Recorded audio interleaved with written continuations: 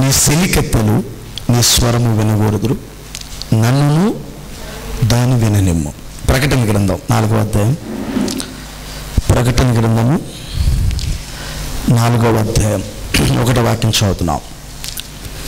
ఈ సంగతులు జరిగిన తర్వాత నేను చూడగా, అదిగో పరలోకమందు ఒక తలుపు తెరవబడి ఉన్నను. మరియు నేను మొదట వినిన స్వరము బూరధ్వని వలె నాతో మాట్లాడగా వింటిని. ఆ మాట్లాడిన వాడు, ఇక్కడికి ఎక్కిరమ్ము, ఇక మీదట జరగవలసిన వాటిని నీకు కనపరిసిదని నేను. వెంటనే నేను ఆత్మవశుడనైతిని. హల్లెలూయా. ప్రకటన గ్రంథం 10వ అధ్యాయం 1వ వచనం కూడా చదువుతున్నాం. బలిష్ఠుడైన వేరొక దూత పరలోకం నుండి దిగి వచ్చుట చూస్తేని, ఆయన మేఘము ధరించుకుని ఉన్నాను, ఆయన శిరస్సు మీద వర్షపు ధనుసు ఉన్నాను, ఆయన ముఖము సూర్యబింబం వలను, ఆయన పాదములు అగ్నిస్తంభము వలె ఉన్నను, ఆయన చేతులు ఇప్పబడిన ఒక చిన్న పుస్తకములను, ఆయన తన కుడి పాదము సముద్రం మీదను ఎడవ పాదము భూమి మీదను మోపి సింహము గర్జించినట్లు గొప్ప శబ్దముతో ఆర్భటించును. ఆయన ఆర్భటించినప్పుడు 7 ఉరుములు వాటి వాటి శబ్దములు పలికిను. ఆ 7 ఉరుములు పలికినప్పుడు నేను వ్రాయబోవచ్చుండగా, 7 ఉరుములు పలికిన సంగతులకు ముద్ర వేయము, వాటిని వ్రాయవద్దని పరలోకం నుండి ఒక స్వరము పలుకుటి వింటిని. మరియు సముద్రం మీదను భూమి మీద నిలిచి ఉండగా నేను చూసిన ఆ దూత తన కుడి చెయ్యి ఆకాశం తట్టెత్తి పరలోకమునందులో ఉన్న వాటిని, భూమిని అందులో ఉన్న వాటిని, సముద్రమునందులో ఉన్న వాటిని సృష్టించి యుగయుగములు జీవించున్న వారిని తోడు ఒట్టి పెట్టుకుని, ఇక ఆలస్యం ఉండదు కానీ 7వ దూత పలుకు దినములలో అతడు బూరవదబోచుండగా, దేవుడు తన దాసులకు ప్రవక్తలకు తెలిపిన స్వార్థ ప్రకారం దేవుని మర్మము సమాప్తమగునని చెప్పాను. దేవుడి మాటలు మనకు దీవించుగాక. ప్రార్థిద్దాం. నమ్మదగిన యేసయ్య, చదవబడిన లేఖన భాగాలు మీవి. అగ్ని చేత 7 సార్లు పుట్టవేయబడి గ్రంథస్థమే సజీవముగా ఉన్నవి. సజీవులే కదా నిన్ను స్తుతించేది అని మీరు మాట్లాడారు. ఆ గొప్ప ఉన్నతమైన సజీవమైన మాటలు ఎవరు వినాలని ఇక్కడ ఉన్నదో స్వామి, వారందరూ విందురుగాక. మా హృదయాలు తెరవబడి ఆ సజీవమైన మాటలు మీ విందురుగాక. ప్రభువా, నన్ను మరుగు చేయండి, మీరు రంగు మీదకి రండి, మాతోని మాట్లాడమని యేసుక్రీస్తు అని మీ నామమున అడుగుచున్నాం తండ్రి. ఆమేన్. కూర్చున్నాం, అందరు కూర్చున్నాం. ప్రభువుని దీవించుగాక.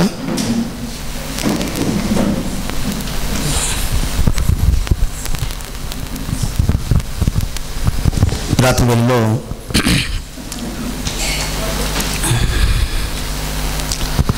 ఉదయకాల సమయంలో ఒక చిన్న లేఖన భాగాన్ని మనం నేర్చుకున్నాం. పరమగీతములు 5వ అధ్యాయంలో 8వ వచనంలో మాటలు నేర్చుకున్నాం.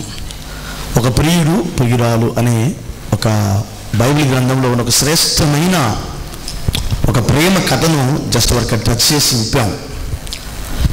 దాన్ని కొంచెం కదిలించాము. దాన్ని వాస్తవానికి కొంచెం కాదు, దాన్ని అంతా తినాలి.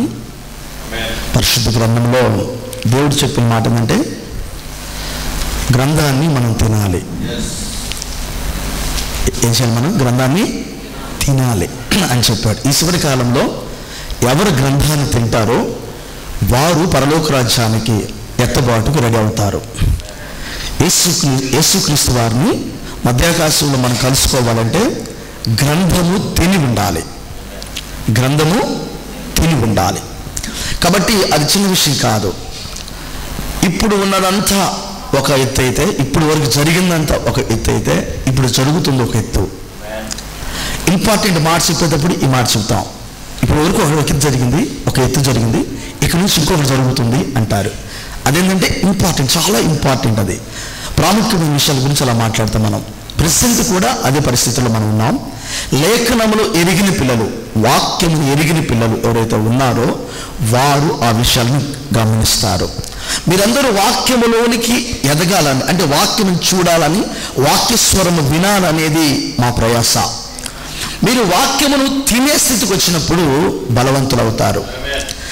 తినే స్థితికి రావాలి. అప్పుడు మనము ఆరోగ్యవంతులు అవుతాం, బలవంతులు అవుతాం. కాబట్టి ప్రతిదీ నేర్చుకోవడానికి మనం ప్రయత్నించాలి. ఉదయకాల సమయం ఇదే మాట మాట్లాడాం, నేర్చుకుందాం. ప్రతిదీ ప్రతి సమయము చనిపోయిన దాకా నేర్చుకుంటూనే ఉండాలి. అది క్రైస్తవుని యొక్క బాధ్యత. నాకు తెలియదే అని అనుకోకు. ఏ సమయంలో ఏది వినిపించాలో దాన్ని వినిపిస్తాడు దేవుడు. దాన్ని రిసీవ్ చేసుకో. పరిశుద్ధాత్ముడు నీతో ఉన్నట్లయితే రిసీవ్ చేసుకోమని చెబుతాడు. తీసుకో దాన్ని అంటాడు ఆయన. అది లేఖనమైతే తీసుకో, లేఖనం కాకపోతే పక్కన పెట్టు. కాబట్టి లేఖనాన్ని చూడాల్సిన బాధ్యత అయితే మనకున్నది. అందుకని ఇప్పుడు మనము ఓనమాలు నేర్చుకునే సమయం కాదు ఇది. ఈ కాలమే రెండవ రాకడ. అంటే యేసు ప్రభు వారిని కలుసుకోవాలి అంటే 66 గ్రంథాలు అన్నీ పట్టుకొని ఆయన కలవాలి. ఇంక ఇప్పుడు ఏబిసిడీలు ఎట్లా నేర్పుతాం? ఇప్పుడు ఎలా నేర్పుతాం? మేము ఏ బోధకు నేర్పడానికి అవకాశం కాదు. అసలు గ్రంథంలో ఉన్న మరుగైన విషయాలను మాట్లాడాలి. ఇప్పుడు అది ఈ కాలం.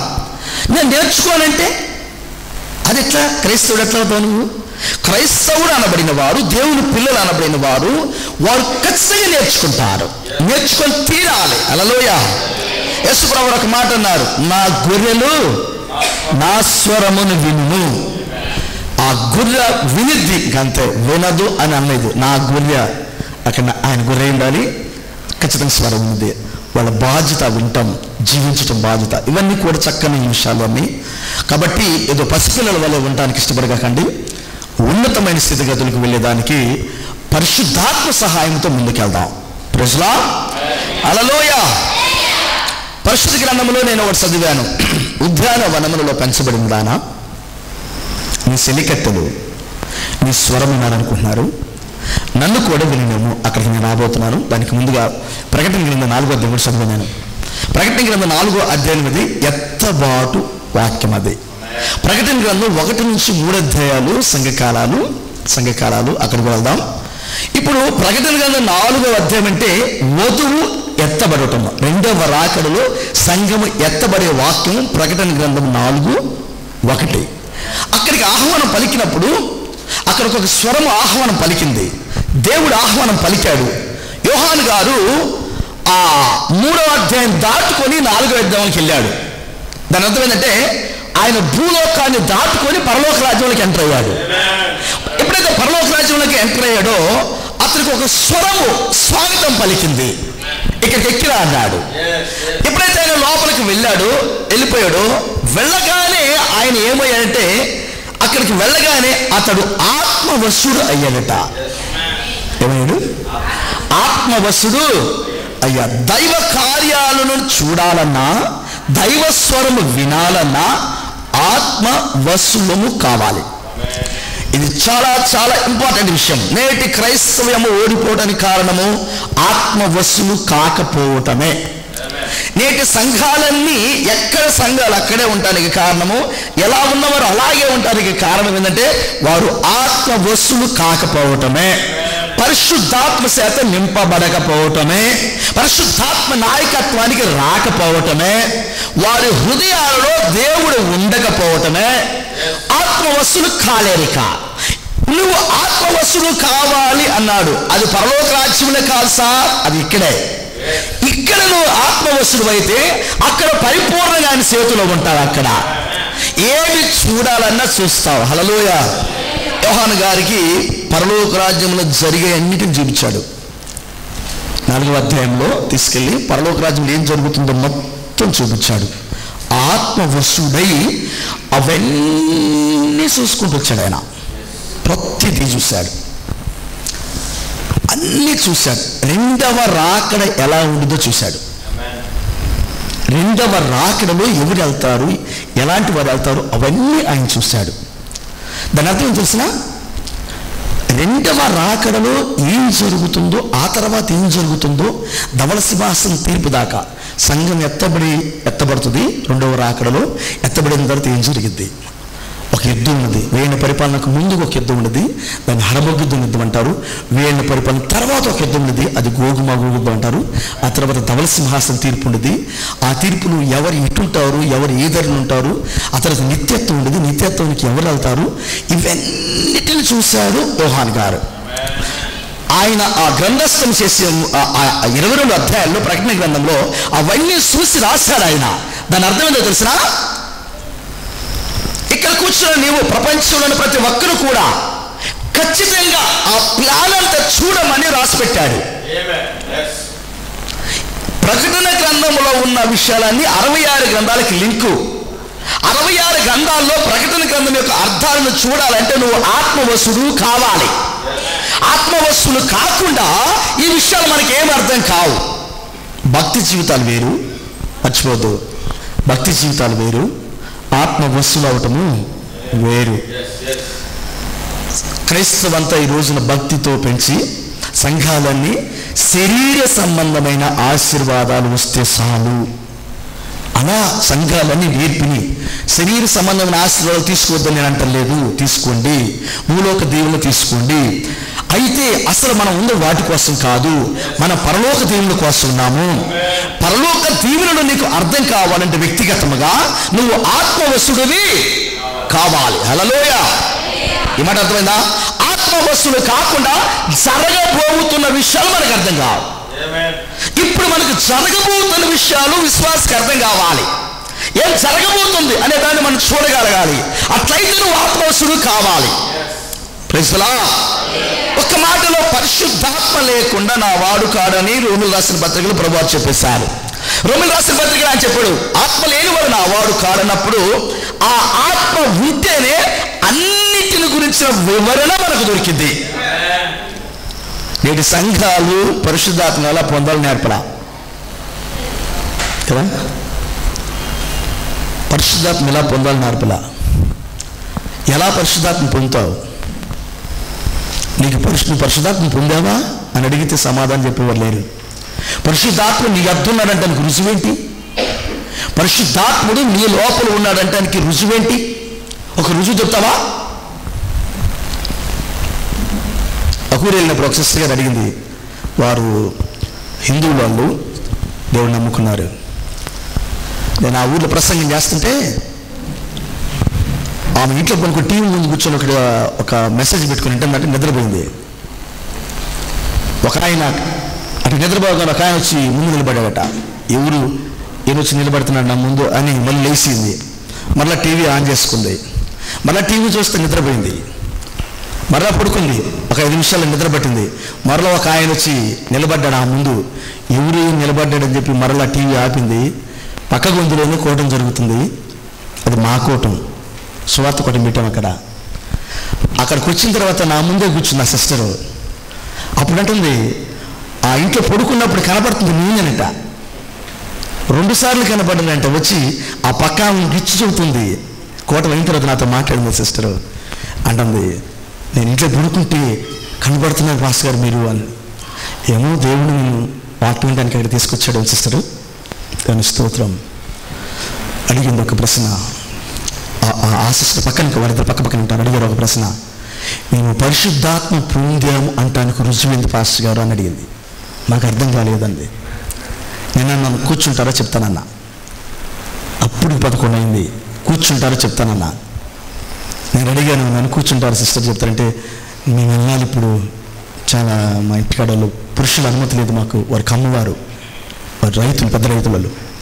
వారు అన్నారు, మాకు అనుమతి లేదు, మేము ఉండలేమన్నాడు. మరొకసారి కలుసుకున్నాను సిస్టర్. ఆ ఒక డౌట్ అంటే నేను చాలామందిని అడిగాను. నేను నాకు విషయం చెప్పలేదు. నేను పరిశుద్ధాత్మను పొంది ఉన్నాను అంటానికి రుజువు ఏంది నాకు అర్థం కాల. నాకు చెప్తారా భాస్కర్ మీరు? చెప్తానన్నా నేను, ఖచ్చితంగా చెప్తాను. నువ్వు కూర్చుంటే చెప్తానన్నా. ఈ రాత్రి ఆ ప్రశ్న నీకేముందా? ఈ ప్రశ్నకి జవాబు తీసుకోకుండా నీవు అన్నడు క్రైస్తవుడు కాదు. పరలోక దీనికి వెళ్ళలేరు మీరు. వాక్యం అర్థం కాదు మీకు. చూసావా? చాలా సింపుల్గా ఉంది, కానీ 66 గ్రంథాలు మనకు అర్థం కాకుండా ఉండేది ఇక్కడే. అందుకని యోహాను గారు ఆ యొక్క పద్మాస్ దీపంలో ఆయన పరలోక రాజ్యానికి 4వ అధ్యాయానికి ఇక్కడికి వెళ్ళినప్పుడు ఆయన ముందు ఎవరు వశంలోకి వెళ్ళాడంటే ఆయన ఆత్మవశుడయ్యాడట. ఆత్మవశుడు అయ్యేదానికి అన్ని అర్హతలు, అన్ని అవకాశాలు ఇక్కడే ఉన్నాయి. ఇక్కడే దొరికేది నీకు. నువ్వు ఆత్మవశుడు అవ్వకుండా పాస్టర్ గారు చెప్పే వాక్యం అన్నడు నీకు అర్థం కాదు.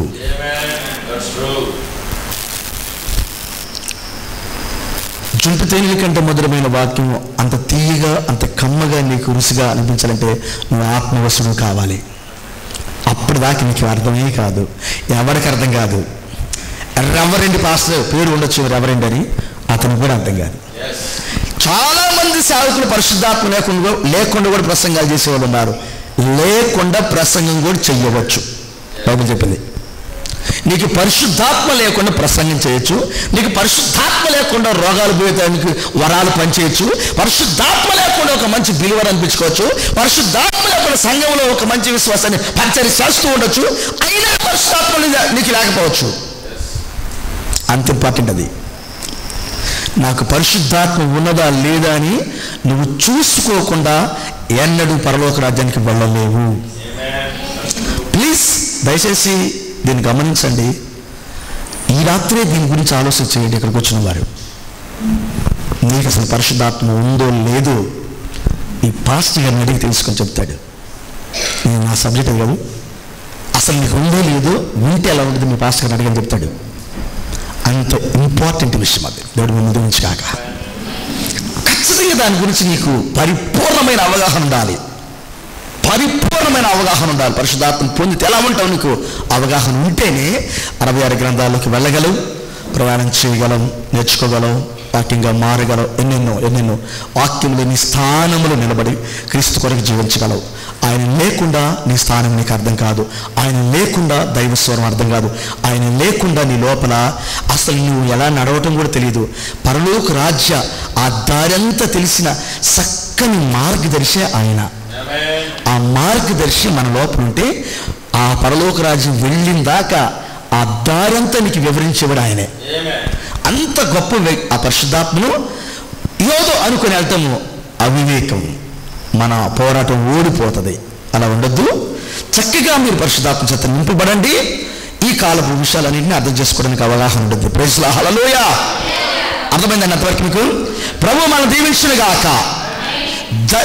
దేవుని యొక్క వాక్యములో వ్రాయబడిన ప్రతిదీ మనకే, కానీ మనం తీసుకోవట్లేదు. పెద్ద బాధ అది. అన్ని మన కోసం అన్నాడు దేవుడు, నీకోసం ఏం రాసి పెట్టానన్నాడు, మనం తీసుకోవట్లేదు. ఇవన్నీ నీకోసం పెట్టాను, తింటలేదు మనం. అన్ని నీకోసం అంటాడు, ఈ సృష్టి అంతా నీకోసం అన్నాడు, కానీ దాని విలువ అర్థం కావట్లేదు, అనుభూతి లేదు, బాధ్యత లేదు. కానీ అన్ని నీకోసం అన్నట్టుగా వాక్యం వినేటప్పుడు ఇది నీదేనమ్మా, అది నీదేనమ్మా, భూలోకం నీదే, పరలోకం నీదే, వేకోడ పశువులు, వెండి బంగారు అన్ని నీయేనమ్మా అని చెబుతా ఉంటారు. కానీ అది ప్రసంగాలుగా పరిమితమైంది, వ్యక్తిగతంగా తీసుకోవట్లేదు. ఎక్కడ లోపం? అందుకని గ్రంథాన్ని ఎప్పుడు నేర్చుకోవాలని నేను ఉదకాలం చెప్పాను. నేర్చుకుందాం, చక్కగా ఆ నాయకత్వానికి వెళదాం. అడిగి తెలుసుకోవడం చాలా గొప్ప ఆశీర్వాదం. తెలియకపోయినా తెలిసినట్టు నటించగాకండి, తెలిసినట్టు నటించగాకండి. అది భయంకరమైన జబ్బు, ఆత్మ సంబంధించిన జబ్బు. అది తెలియకపోయిన చాలా మంది నాకు తెలుసు అనేది నటిస్తూ ఉంటారు. నటించగాకండి.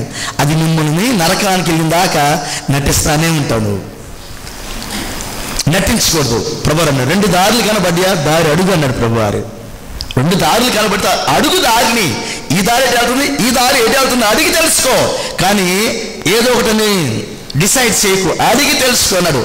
1000 దారులు ఇప్పుడు భూమి మీద ఉన్నాయి, 1000 స్వరాలు భూమి మీద ఉన్నాయి, అడిగి తెలుసుకోవద్దా? అందుకనే నీకు నేర్పే ఒక మార్గదర్శి ఉన్నాడు, ఒక బోధకుడు ఉన్నాడు, ఆయన పరిశుద్ధాత్ముడు. హల్లెలూయా. ఈ రాత్రి మీరందరూ పరిశుద్ధాత్మ పొందుదురుగాక, ఆయన నాయకత్వానికి వచ్చుదురుగాక. హల్లెలూయా. కృప కలుగునుగాక. ఉద్యానవనములలో పెంచబడిన దానా, నీ సెలికెత్తలు నీ స్వరము వినగోరుదురు, నన్నును దానిని వినినిమ్ము అన్నాడు. ఉదయకాల సమయంలో చెప్పాను, పరమగీతములు అనేది ఆఖరు రుచి కలిగిన ఒకదాని మీరు పాలును మీరు కాగబెడితే అవి మరిగిన తర్వాత పైకి మీగడ వస్తాయి కదా, మీగడతో వెనం తయారు తీస్తాం. వెన్న వస్తుంది, దాని వెన్నను తీస్తే అది దాని నెయ్యి వస్తుంది, అదంతా మనం తింటాం. ఆ కింద దాంట్లో మనం సిలిగితే మజ్జిగ అవుతాయి, పెరుగు అవుతుంది చేస్తా. చాలా టేస్ట్గా ఉండేది, చాలా బలము ఇచ్చేది. ఆ మరిగిన తర్వాత పైకి వస్తుంది, అది ఆకలిలో పైన ఉండేది. ప్రజెంట్ మనం అక్కడ ఉన్నాం, ప్రజెంట్ మనకు అది తినాల్సిన వాళ్ళు మనం, అది మనం తినాల్సింది. బలమైన ఆహారము తినాల్సిన సమయంలో మనం ఉన్నాం. అసలు మన స్థితి అది, దేవుడు మనం పెట్టింది అక్కడ, అది తినాలి. ఇప్పుడు మనం అది తింటలేదు, ఇప్పుడు అది తింటలేదు. అదే కదా బాధ అంతా, తింటలేదు. తిన్నాం, దేవుడు మనం దీవించగాక. ఉద్యానవనములలో పెంచబడిన దాన, ఉద్యానవనములలో పెంచబడినప్పుడు ఈమెకు ఒక స్వరం దొరికింది. చాలా జాగ్రత్తగాని, ఉద్యానవనములలో పెంచబడిన దాన, సెలికెత్తలు నీ స్వరము వినగోరుదురు. ఈయన స్వరము వినగోరుదురు, నేను కూడా వినాలనుకుంటున్నాను అన్నాడు. ప్రియుడు అన్నాడు ఆ మాట. ప్రియుడు ప్రభు అయిన యేసుక్రీస్తు సృష్టికర్త. ప్రియురాలు వధువు సంఘం అధికారం చెప్పాను నేను. సెలికత్తెలు వీళ్ళెవరు? వాళ్ళే బైబిల్లో పరమగీతంలో యెరూషలేము కుమార్తెలు అని వ్రాయబడింది. యెరూషలేము కుమార్తెలు అనగా ప్రపంచము అంతటిలో ఉన్న బుద్ధి లేని కన్నికలు, వీళ్ళే సెలికత్తెలు. బుద్ధి లేని కన్నికలందరూ ఉన్నది సంఘ సంస్థలలో, సంఘ శాఖలలో ఉన్నారు. ఈ సంస్థలు, ఈ సంఘ శాఖలనే సెలికత్తెలు అన్నారు. ఇక్కడే బుద్ధి లేని కన్నికలు ఉన్నారు. బుద్ధి లేని కన్నికలు ఉంది అక్కడే. ఉద్యానవనములో పెంచబడిన దాన, ఈమెవరో తెలిసిన బుద్ధి కలిగిన కన్నిక. మన భాషలోకి రావాలంటే బుద్ధి కలిగిన కన్నిక. ఆయన అంటున్నాడు, ఉద్యానవనములలో పెంచబడిన దాన. ఎట్లా పడితే అట్లా వచ్చింది కాదు, పెంచబడిందామె. ఎట్లా పడితే రాలేదు. ఉద్యానవనములలో పెంచబడిన దాన. ఉద్యానవనములుగా సంఘం, ఉద్యానవనగా వనమనగా సంఘము, సంఘము కదండి. ఉద్యానవనములలో, సంఘములలో పెంచబడిన దాన, క్రమముతో పెంచబడిన దాన. నీ స్వరము సెలికత్తెలు వినాలనుకుంటున్నారు, నేను కూడా నీ స్వరం వినాలనుకుంటున్నాను. ఎస్, ఓకే ఆమంది, ఓకే మాట్లాడతాను, నీతో మాట్లాడతాను, నేను నీ కొరకు నేను మాట్లాడతాను, వాళ్ళ కొరకు కూడా మాట్లాడతాను. ఈమె ఉద్యానవనములను పెంచిన ఆ పెంపకం ఎట్టుందంటే, ఆ పెంపకం చివరలో ఆమె స్వరము మాధుర్యమైంది. అసలు స్వరములు ఏమేమి ఉన్నది తెలిసిన ఈరోజు దేవుడు తెలిసిగాక. స్వరములు ఏమేమి ఉన్నాయి అసలు? నీ స్వరం వినాలనుకుంటున్నాం మేము. స్వరములు ఏముంది అసలు? ఆమేన్. ఈమె ఆ స్వరం, ఆ గొప్ప స్వరాన్ని బయటికి తీసేదానికి ఆమె పెంచబడింది ఉద్యానవనములలో. ఉద్యానవనములుగా సంఘం, సంఘములో పెంచబడింది. ఏ సంఘం? ఏ సంఘంలో పెంచబడింది? మనకి సంఘాలు తెలుసు భూమి మీద. ఏ సంఘంలో పెంచబడింది అంటాం? ఇది పోవాలి ముందు, ఇది అర్థం అవ్వాలి మీకు. సంఘాలు చాలా ఉన్నాయి. ఊరికి 2, 3, 4, 5, 10 ఉండొచ్చు. ఒక్కొక్క ఊరిలో 20 కూడా ఉండొచ్చు. మా నర్సరాపేటలో 300 సంఘాలు ఉన్నాయి. ఒకళ్ళ స్వరం ఒకరికి వినపడదు. ప్రపంచంలో వేల సంఘాలు ఉండి, ఈ రోజున వేల సంఘాలు ఉండి ఒకళ్ళ స్వరం ఒకరికి వినపడదు. కానీ మరి ఈమె పెంచబడిన సంఘం ఏంటంటున్నా, ఈమె పెంచబడిన ఉద్యానవనం ఏంటి అసలు? అయ్యా, ప్రతిదీ వాక్యంలోనూ చూడాలి. వాక్యము వెలుపల మరణం ఉందన్నాడు, వాక్యం లోపల జీవం ఉంది అన్నాడు. నీకు జీవం కావాలా? వాక్యం లోనికి రా అన్నాడు. వాక్యము వెలుపల ఎప్పుడు మరణమే ఉంటుంది. ఒక విశ్వాసి వాక్యం అవతల ఎన్నడూ ఆలోచన సభ చేయకూడదు. అతడు ఆలోచనలో ఎప్పుడు కూడా వాక్యములోనే ఉండాలి. అట్లయితే పెంచబడిన ఉద్యానవనములు ఎక్కడున్నాయి బైబిల్లో? పెంచబడిన ఉద్యానవనములు ఎక్కడున్నాయి బైబిల్లో? ఈ ప్రియురాలు పెరిగిన, ఈ ప్రియురాలను పెంచిన ఆ ఉద్యానవనములు బైబిల్లో ఎక్కడున్నాయి?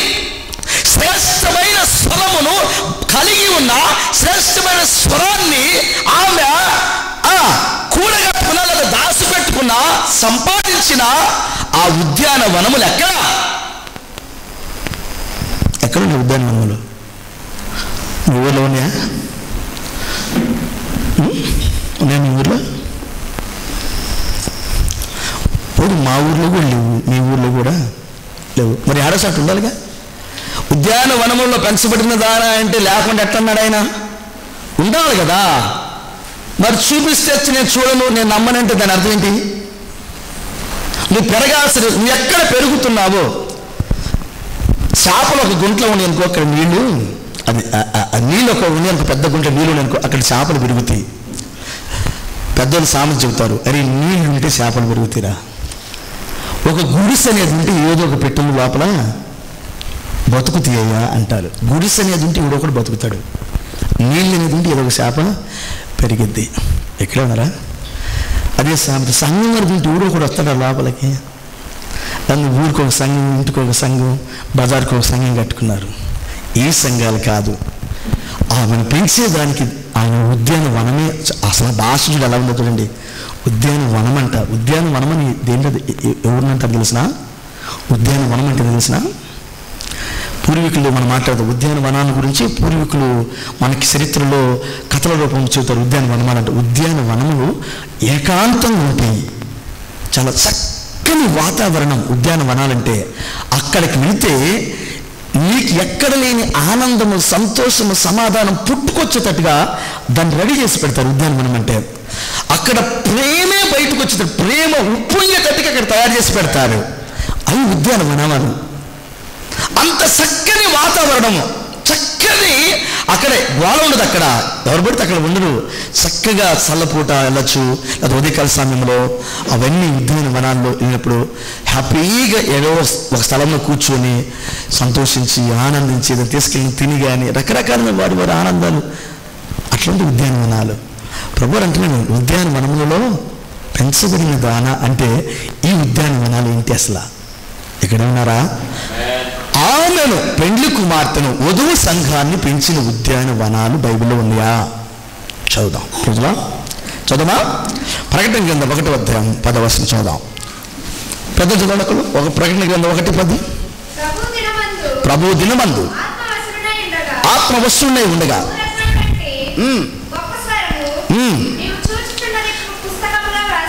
నీవు చూస్తున్నది పుస్తకంలో వ్రాసి ఎఫెసు, స్ఫుర్ణ,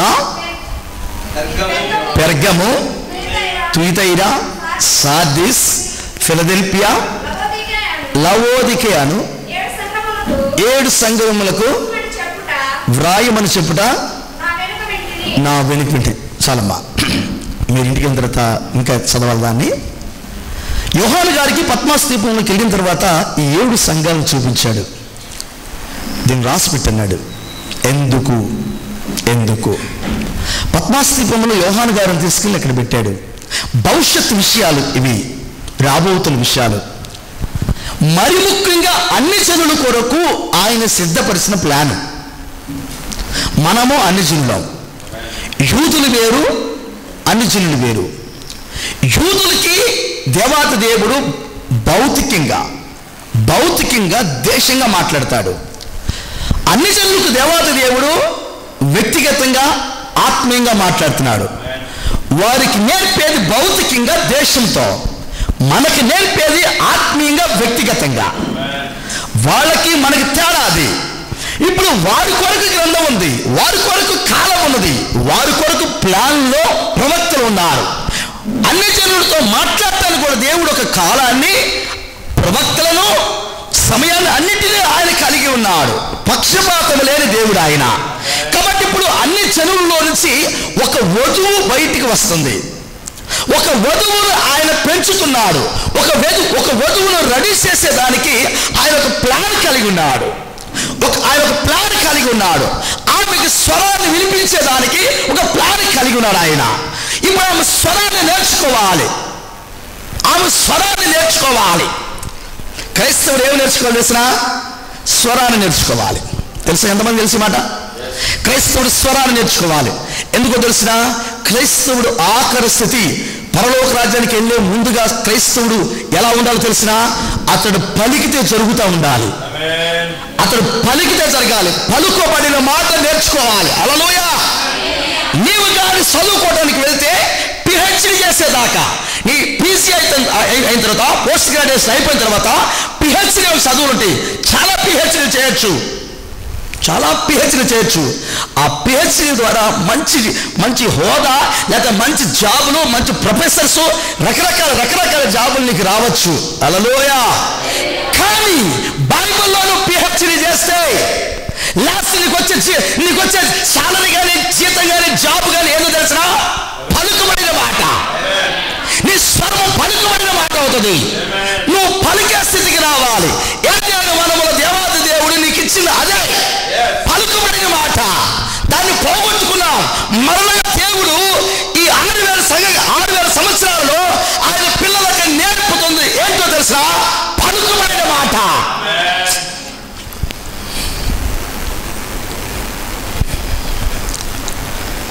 ఇప్పుడు దేవుడు ఆ ఉద్యానవనములో ఏం నేర్పేదానికి అక్కడ పెట్టాడంటే, ఉద్యానవనములలో పెంచబడిన దాన అన్నాడు. అసలు ఏమైనా పెంచింది ఎవరు అక్కడ కదా? అర్థమైంది మీకు? ఉద్యానవనములలో పెంచబడిన దాన అన్నాడు. ఇంతకు పెంచింది ఎవరు కదా? ఇప్పుడు ఒక గురువు లేని విద్య చెప్పండి, గుడ్డిది అన్నారు లోకం సామెత. గురువు లేకపోతే ఏమవుతుంది? గుడ్డి విద్య అన్నాడు. దాన్ని తొందరగా యాక్సెప్ట్ చేయరు, అంగీకరించరు అందరూ. ఎందుకని? వాడికి గురువు లేదు. చాలామంది కీబోర్డులు మారుస్తుంటారు, అతనికి గురువు లేదు అంటూ ఉంటారు, నేర్చుకోలేదు అంటారు. గురువు లేని విద్య గుడ్డిది అంటారు, లోక సామెత అండి అది. కానీ గురువు ఉంటే అన్ని విషయాలు నేర్పుతాడు. ఒక గురువు సగం నేర్పడు, అన్నీ నేర్పుతాడు గురువు. ఓకే, ఇప్పుడు భూలోకంలో గురువులు ఎవరు లేరండి? కొత్త నిబంధన చెప్పాడు, ఒకే ఒక గురువు ఉన్నాడు, ఆయన ప్రభువైన యేసుక్రీస్తు గురువు అని చెప్పాడు. ప్రభువుని దీవించగాక. కానీ ఈ గురువు దగ్గర చాలా మంది పనులు ఉన్నారు, అది మనం తెలుసుకోవాల్సింది. ఆ పని వారు నేర్పుతారు. ఎక్కడ ఉందండి? ఉద్యానవనములలో పెంచబడిన దానంటే పెంచింది దేవుడు, అంతే కదండి? ఉద్యానవనములలో పెంచబడిన దాన అన్నాడు, పెంచింది దేవుడు. ఉద్యానవనం అనగా సంఘము. సంఘము అనగా నువ్వు అనుకున్నట్లు పెంతుకోస్తో, బ్యాప్టిస్టో, లూథరనో, సిఎస్ఐయో, ఐఎస్ఐయో, ఈఎస్ఐయో కాదు. సంఘం అనగా సార్వత్రికంగా ఉన్న సంఘం ఒకటే ఉంది. ప్రపంచవ్యాప్తంగా ఒక సంఘమే ఉన్నది, అది యేసుక్రీస్తు శరీరము అని పౌలు చెప్పాడు. ఎఫెసు రాసిన పత్రికలో ఒకే సంఘం ఉన్నది, అది క్రీస్తు శరీరం అన్నాడు ఆయన. ఈ క్రీస్తు శరీరం అనే సంఘములో ఉన్న అవయవాలను పెంచడానికి, అవయవాలకు జీవాన్ని ఇచ్చేదానికి ఆయన పని వారిని కలిగి ఉన్నాడు. ఈ అవయవాలను పెంచి పోషించే బాధ్యత ఆ ఉద్యానవనములో పనివారు ఉన్నారు. ఈ పనివారు ఈ ఉద్యానవనములో వారిని పెంచారు. అర్థమైందండి? మనకు తెలుసు ఎఫెసీయులకు రాసిన పత్రిక 4వ అధ్యాయంలో ఈ పరలోక రాజ్యానికి వెలుచున్న ఆ వధువు సంఘాన్ని నేను ఎందుకు కలసాలని చెప్పాను. సంఘం వేరు, వధువు వేరు. సంఘం శ్రమలలోకి వెళ్ళిద్ది, వధువు 3.5 సంవత్సరాల విందుకి వెళ్ళిద్ది, 1000 పరిపాలనకి వెళ్ళిద్ది. సంఘం శ్రమంలోకి వెళ్ళిద్ది, రెండో పునరుద్ధానానికి వెళ్ళిద్ది. 1000 పరిపాలనకు రాదు, రెండో పునరుద్ధానానికి వచ్చింది. వధువు తీర్పుకు రాదు, మొదటి పునరుద్ధానంలోకి వచ్చింది. వధువే తీర్పు తీర్చిద్ది, సంఘం అయితే తీర్పులోకి వచ్చింది. హల్లెలూయా. ఇంత తేడా ఉంది, చదవాలి బైబిల్, ఇంత తేడా ఉంది. కాబట్టి ఇప్పుడు పెంచుతుంది ఎవరో తెలిసిన? ఇద్దరున్నారు అక్కడ ఉద్యానవనములో, ఇద్దరున్నారు. ఏమా? హల్లెలూయా. గురుగులు ఉన్నవి, గోధుమలు ఉన్నవి. ఏశావు ఉన్నాడు, యాకోబు ఉన్నాడు, కయ్యూను ఉన్నాడు, ఏబేలు ఉన్నాడు. హల్లెలూయా. యూదా ఉన్నాడు, యేసుక్రీస్తు ఉన్నాడు. అనగా ఆ సంఘములో ఇద్దరున్నారు, కానీ ఆయన పెంచుతుంది ఒక్కల్ని, పనివారిని పంపించింది ఒక్కల కోసమే. అందుకని ఉద్యానవనములలో పెంచబడిన వారలారా అనగా, ఉద్యానవనములలో పెంచబడిన దానా, ఉద్యానవనములో పెంచబడిన నా భార్య, ఉద్యానవనంలో పెంచబడిన ఓ వధువా అని ఒక్క వ్యక్తి సింగులర్ వాడాడు. అక్కడ ప్యూర్గా వాడాడు. అక్కడ వాడు కాదు, దానా ఆ ఒక్కదాన్ని పెంచాడు. ప్రభువు యేసుక్రీస్తు వారు చెప్పారు, గోధుమలు విత్తితే గురుగులు కూడా వచ్చి మనిషిని ఎవరు చేశారు? శత్రువు చేశాడు అన్నాడు. శిష్యుడు అన్నాడు, వెళ్ళి పీకొస్తామన్నాడు. పీకొద్దు, దాన్ని ఉంచనన్నాడు. ఎప్పుడు దాకా అన్నాడు? యుగ సమాప్తి వరకు దాన్ని అటు ఉంచండి అన్నాడు. ఎప్పుడు యుగ సమాప్తి అన్నాడు? యుగ సమాప్తి అనేది ఆఖరి కాలము. కోత కోసి దూతలు వచ్చి కోత కోస్తారన్నాడు. ముందు గురుగులు కోసేసేయండి, కట్టలు కట్టేసేయండి, అక్కడ పడేసేయండి, ఆ తర్వాత గోధుమలు కోసుకుంటామన్నారు. గోధుమలు అక్కడే ఉన్నాయి, గురుగులు అక్కడే ఉన్నాయి. ముందు గురుగులు కోసారు, కట్టలు కట్టారు, అక్కడ పడేశారు. తర్వాత గోధుమలు కోసుకుందాం అన్నారు. కోసేది ఎవరు అన్నాడు? దూతలు వస్తారన్నాడు. ఎవరి దూతలు? ఉద్యానవనములలో పెంచేవారు వీళ్ళు. ఎంత బాగుంది బాబులు. గోధుమలు ఎందుకు ముందుగా కొయ్యలేదు? గురుగులు ఎందుకు కోసాడు? మీరు ఎప్పుడైనా ఆలోచించారా? గోధుమలను ముందు కొయ్యకుండా గురుగులను ఎందుకు కోసాడు? ఎవడైనా కానీ పంట పండితే పండిన కంకులు కోసుకుంటాడు, మొత్తం అక్కడ వదిలిపెట్టేస్తాడు. యేసుప్రభువు ఆ పని చేయలేదు. ముందు గురుగులు కొయ్యమన్నాడు, కట్టలు కట్టమన్నాడు. ఆ తదుపరి గోధుమలు కోసుకుందామన్నాడు. ఆయన ముందుగానే గురుగులు కోసాడు, కట్టలు కట్టాడు. మరి ఈ గురుగులు ఎక్కడుంది ఇప్పుడు? ఎప్పుడైనా గురుగులు కోసాడు? ఇప్పుడు గురుగు తెలుసా మీకు? గురుగులు అంటే నువ్వు చూసినట్లు మిసాలు గురుగులు అంటే మీ పొలాల్లో తెల్లని కంకికి నల్ల చక్కని విత్తనాలు, చాలా షార్ప్ కూడా విత్తనాలు ఉంటాయి గురుగులు అంటే. ఆ గురుగు కాదు. గురుగు అంటే అడవి గోధుమ, గోధుమ లాంటిదే అది కూడా. అడవి గోధుమను గురుగు అంటారు. అచ్చముకు గోధుమ లాగే ఉంటుంది అది కూడా, కానీ అది అడవి గోధుమ. అడవి గోధుమను గురుగు అంటారు. హల్లెలూయా. బుద్ధి లేని కన్యకల మనుషులే, బుద్ధి కలిగిన కన్యకలు కూడా మనుషులే. వాళ్ళిద్దరు మనుషులే, కన్యకలే. వాళ్ళిద్దరు వైట్ అండ్ వైటే, వాళ్ళిద్దరికి చర్చీలే, వారిద్దరికి యేసయ్యే, వారిద్దరు హల్లెలూయా చెప్పారు, వాళ్ళిద్దరు ఆమేన్ చెప్పారు, వాళ్ళిద్దరు ఒకే బైబిల్ని మోసారు, ఒకే బైబిల్ని చదివారు. అయినా తేడా ఉంది. ఈ చిన్న తేడాన్ని గమనించగలిగిన వారు పెంచబడిన వారు. ఉద్యానవనంలో పెంచబడిన వారు ఆ తేడాన్ని గమనిస్తారు. ఒకవేళ నువ్వు నిన్ను పెంచలేదా, ఆ తేడా నీకు అర్థం కాదు. ఇది పెంచింది ఎవరు? ఇది పెంచింది ఎవరు మిమ్మల్ని కదా? మరి పెంచకపోతే తేడా అర్థం కాదు మనకి. అందుకని ఉద్యానవనములలో పెంచబడిన దానా ఆమెను పెంచాడు. పెంచేదానికి ఇక్కడే ఉన్నారా? Glory to God. బైబిల్లో హదస్సా అని ఒక అమ్మాయి ఉంది. రాజుగారు ఆమెకి ఎస్తేరని పేరు పెట్టాడు. ఓకేనా?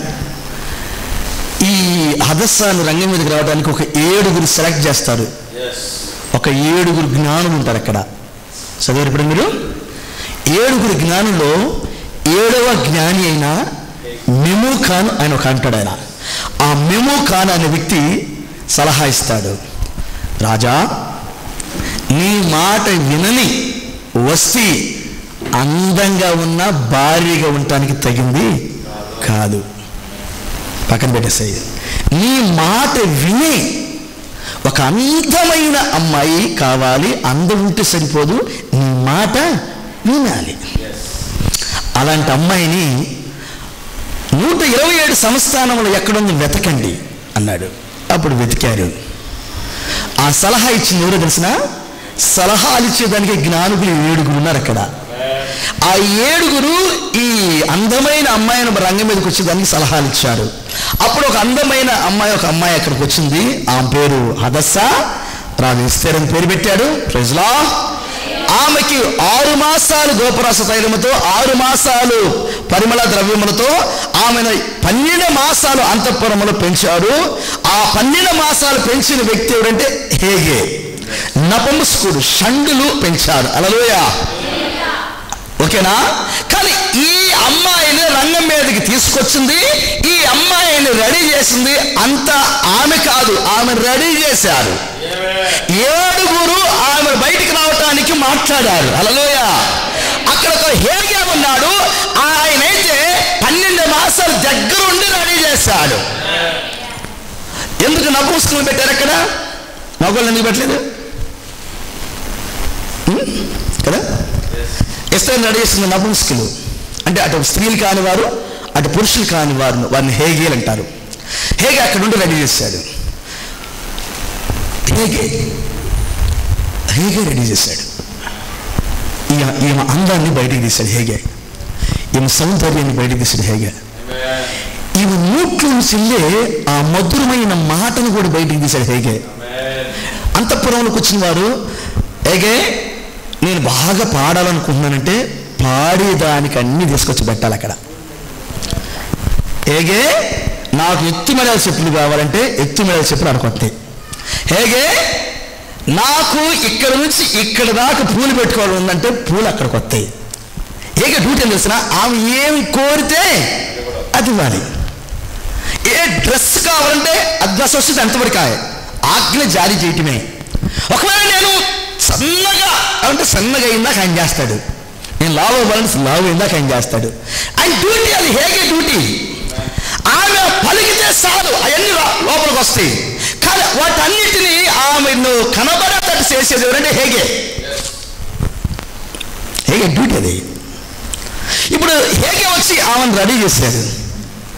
నీకు తెలుసు అక్కడ స్త్రీ లేడు, అక్కడ పురుషులు లేడు. హేగే నపుంసకుడు ఉన్నాడు. ఎందుకు తెలిసిన, ఒక స్త్రీ దగ్గర ఉంటే వ్యసనం పెరిగింది. ఒక స్త్రీ అన్నాన్ని చూస్తే స్త్రీకి వ్యసనం ఉంటుంది. మీరు మంచి వాళ్ళని ఇక్కడ కూర్చున్నారు అందరూ, నేను ఆ కాలంలో వాళ్ళు రాజుల కాలం అట్టుంటారులేండి. ఒక స్త్రీ దగ్గర కూర్చుంటే వాళ్ళ అందాలు చూస్తే వ్యసనం పెరిగింది. పురుషులుగా అనుకో అది తేడా ఉండిద్ది. అవునా? పురుషుడు ఉండటానికి వీలు లేదు. కాబట్టి పురుషుని పక్కన పెట్టాడు, స్త్రీని కూడా పక్కన పెట్టాడు. నపుంసకుని అక్కడ రంగం మీద తీసుకొచ్చాడు. ఈ నపుంసకుడు అర్థం ఏంటంటే ఆమెను ఏం చేయలేడు, ఆమె జీవితాన్ని పాడు చేయలేడు, ఆమెకు ఏ విధము కూడా ఇబ్బంది పెట్టడు. నపుంసకుడు నష్టం కలగదు. ఆ నపుంసకుడి దగ్గర నష్టం కలగదు. పైపెచ్చు ఆ నపుంసకుడి దగ్గర ఈ ఉండటానికి చాలా స్వతంత్రత ఉంటుంది, చాలా ఫ్రీగా మూవ్ అవుతుంది ఆయన దగ్గర. ఇతను నేను చేయడన్నా ఆ ధైర్యం ఉండిద్ది ఆమెకి. కాబట్టి ఆమె ఏదైనా అడగొచ్చు. అర్థమైందండి? అంటే ఇప్పుడు ఈమె అందగత్తిగా ఒక మంచి గాయన అవ్వాలి, మంచి పాట పాడాలి. ఏగే ఈ 12 నెలలు నన్ను మంచి గాయకురాలు చెయ్యి అంటే గాయకురాలు అవుద్దని తాడ నేర్పుతూ ఉంటాడు. ఉదయం లేచిన కానించి అన్నీ ఇక్కడ ఉన్నారు అయ్యగారు మంచిగా సంగీతం వాయిస్తాడు. ఏంటి నాకు బాగా ఇష్టం, మంచి సంగీతం వాయిస్తాడు, మంచిగా పాటలు ట్యూన్ చేస్తాడు, చక్కగా ఉంటుంది ఆయన. పాట కూడా చక్కగా పాడతాడు ఆయన. నేను నేర్పుతాడు ఇంక అంతవరకే. హేగేకి అన్నీ తీసుకొస్తాడు. మీరు చూసి దిగుతారు ఎక్కడ సరిపోయా ఉదయం సాయంకాలం సబ్ నేర్పాలి. రాజుగారి ముందు కూర్చున్నప్పుడు ఈయన పాడితే రాజుగారు ముద్దులు అవ్వాలి.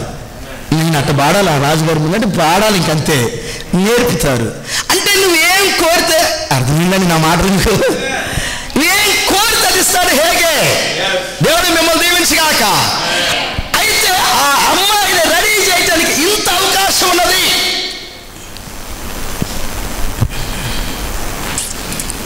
ఆమెకై ఆమె రెడీ కాదు. మీకు అర్థమైంది అనుకుంటా. ఆమెను రెడీ చేసే వాళ్ళు కూడా ఉన్నారు. ఈ రోజున ఎస్తేరు కంటే అందమైనది, రూతు కంటే కష్టపడేది ఇక్కడ ఉన్నారా? రూతు కంటే లోబడేది, రిబ్కా కంటే కష్టపడేది. హల్లెలూయా. ఇక్కడ ఒక ఆమె భూమి మీద వారిని పెంచేదానికి భూ సంబంధమైన వారిని పెంచేదానికి అంత జాగ్రత్త తీసుకుంటే, ఇప్పుడు పరసంబంధమైన వ్యక్తిని ఇక్కడ పెంచుతున్నాడు. ఎంత జాగ్రత్త తీసుకోవాలి. ఉద్యానవనములలో పెంచబడిన దాన అని అంటుంది. భూ సంబంధమైన అమ్మాయి కాదు ఇది. ఈ అమ్మాయి ఈమె పరసంబంధమైన అమ్మాయి. పైపెచ్చు ఈ సృష్టికర్త అయిన రాజులకు రాసైన భార్య. హల్లెలూయా. ఈమెను పెంచేదానికి ఎలాంటి వాడు అక్కడ ఉండాలి. ఫర్ ఎగ్జాంపుల్ బాప్టిస్ట్కి ఇచ్చడానికి పెంచమని ఎటువంటిది అనుకో ఎటువంటిది, పెంతెకొస్తేకి ఇచ్చారనుకో ఎటువంటిది, ఇక్కడ ఉన్నారా? మరి ఎట్లా ఉన్నది? ఎవరికి ఇచ్చినా కానీ వాళ్ళ భాషయే నేర్పుతారు. దీనికి ఒక మాట అన్నాడు ఆయన, ఒకవేళ ఆ పెంతుకోస్తులోనూ బాప్టిస్టులు లోదరను ఎవరో ఒకళ్ళ ఇంట్లో పెరిగింది అనుకో అంటే అక్కడ కొంతమంది ఉన్నారు, ఇక్కడ కొంతమంది, అక్కడ కొంతమంది, అందరూ ఒకసారి లేరుగా ప్రపంచం అంతా. పరలోక రాజ్యం వెళ్ళిన తర్వాత ఇప్పుడు నేను బాప్టిస్ట్ ప్రకారంగానే పరలోక రాజ్యం ఇస్తున్నాను అని అన్నాడు కేసు ప్రభు వారు. మిగిలిన సంఘాల సంగతి ఏందన్నాడు ప్రవక్త. మిగిలిన సంఘాల సంగతి ఏందని, కొన్ని వేల సంఘాలు ఉన్నాయి కదా, వారి సంఘాలు అక్కడికి వచ్చినప్పుడు ఒక సంఘ ప్రకారంగా ఇది కరెక్ట్ అని అంటే మిగిలిన సంఘాల సంగతి ఏంటి అన్నాడు. కాదు కాదు కాదు కాదు అలా కాదు, ఏ సంఘ ప్రకారంగా పరలోక రాజ్యంలో జడ్జిమెంట్ జరగదు అన్నాడు. అట్లయితే ఏ సంఘ క్రమము ప్రకారంగా ఆమె పెంచబడదు. డిక్లేర్.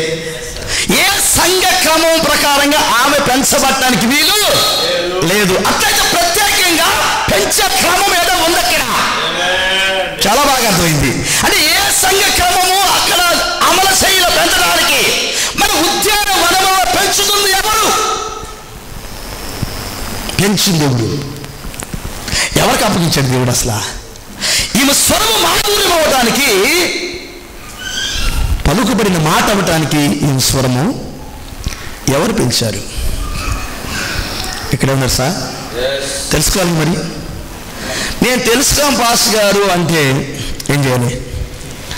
యేసు ప్రభువు ఈరోజు కూడా మనతో మాట్లాడుతుంది, తెలుసుకోమ్మా అని.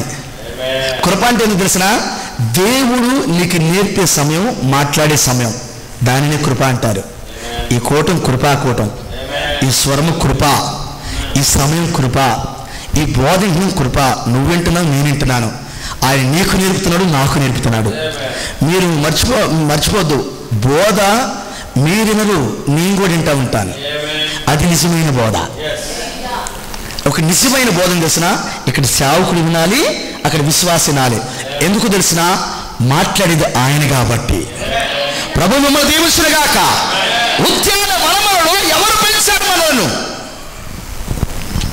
భూలోకంలో ఒక కన్యకను తయారు చేయడానికి నపుంసకులను వాడాడు దేవుడు. మరి ఈ కన్యకను ప్రభువైన యేసుక్రీస్తు వారి యొక్క భార్యను పెంచడానికి ఎవరికి అప్పగించాడు? మత్తయి రాసిన 19వ అధ్యాయంలో ఇంటికి చదువుతాను, నేను చెప్తాను.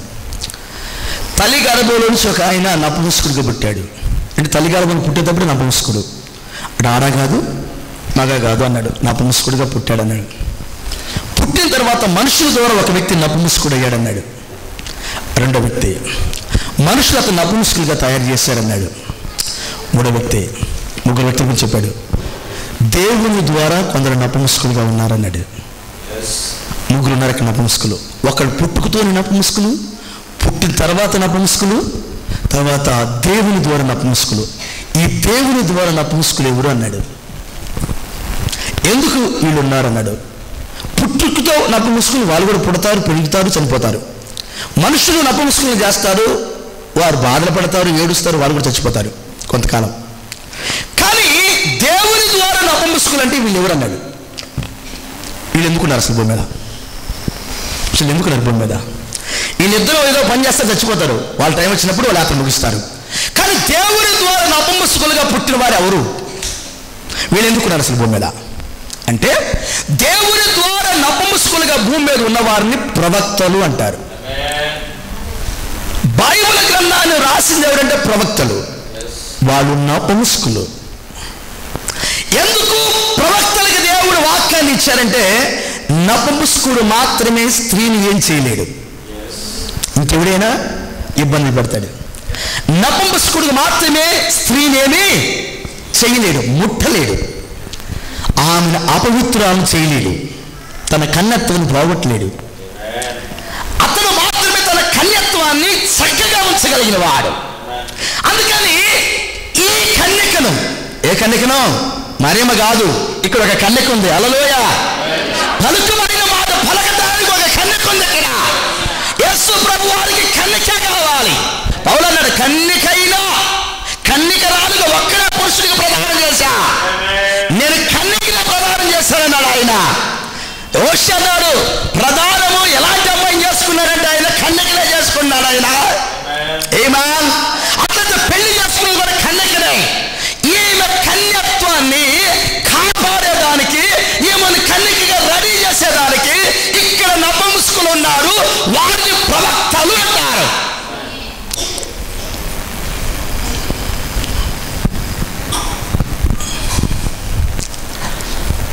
పరలోక రాజ్యానికి వెళ్తున్న వధువు అన్యజనుల నుంచి వెళ్తుంది, అన్యజనుల నుంచి వెళ్తుంది, అన్యజనుల నుంచి ఒక వధువు వెళ్తుంది.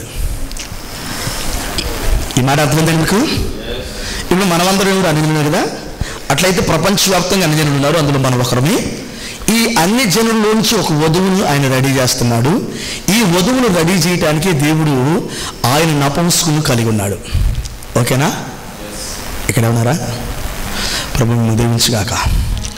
హల్లెలూయా. మీరు కొంచెం నాతో ముందుకు రావడానికి ఆలోచన చేయండి. ప్రభువును దీవించుగాక.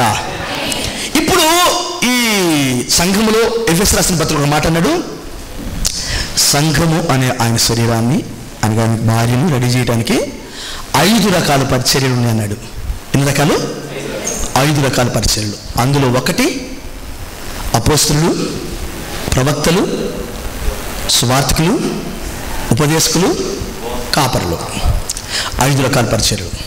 మీకు బోధకులు అంటే మీ పాస్టర్లు కనపడతారు, కాపరులు మీకు కనపడతా ఉంటారు, ఉపదేశకులు వేరుగా కనపడతారు, సువార్తికులు కూడా కనపడతా ఉంటారు, అపోస్తలులు కూడా కనపడతా ఉంటారు. మీకు ప్రవక్త కనపడ్డా? ఇక్కడికి వచ్చిన వారికి ఏమా మీకు ప్రవక్త ఆఫీస్ ఎప్పుడైనా కనపడిందా? వధువును రెడీ చేయడానికి 5 ఆఫీసులు ఉన్నాయి. ఈ 5 ఆఫీసులు పరలోకం నుంచి ఆఫీసులు, భూలోకానికి కాదు ఆఫీసులు. ఇప్పుడు 5 ఆఫీసులు చెప్పాను. మీకు ప్రవక్త అనే ఆఫీసు మీకు తెలుసా? ఈ 5 ఉంది వధువును రెడీ చేయడానికే, ఈ 5 ఉంది బుద్ధి కలిగిన కన్యకను రెడీ చేయడానికే, ఈ 5 ఉంది ఆయన భార్యను రెడీ చేయడానికే.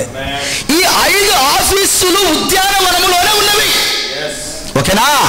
ఈ 5 ఆఫీసులు ఉద్యానవనములోనే ఉన్నది. మీకు ప్రవక్త అనే ఆఫీస్ తెలుసా? తెలియదు.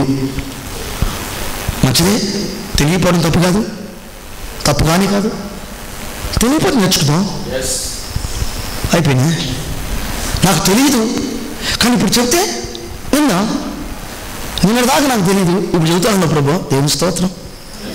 చెప్పు, వింటాను. అసలు వచ్చింది ఇక్కడికి వినటానికి, తెలుసుకోవడానికి ఇక్కడికి వచ్చాను. చెప్పు.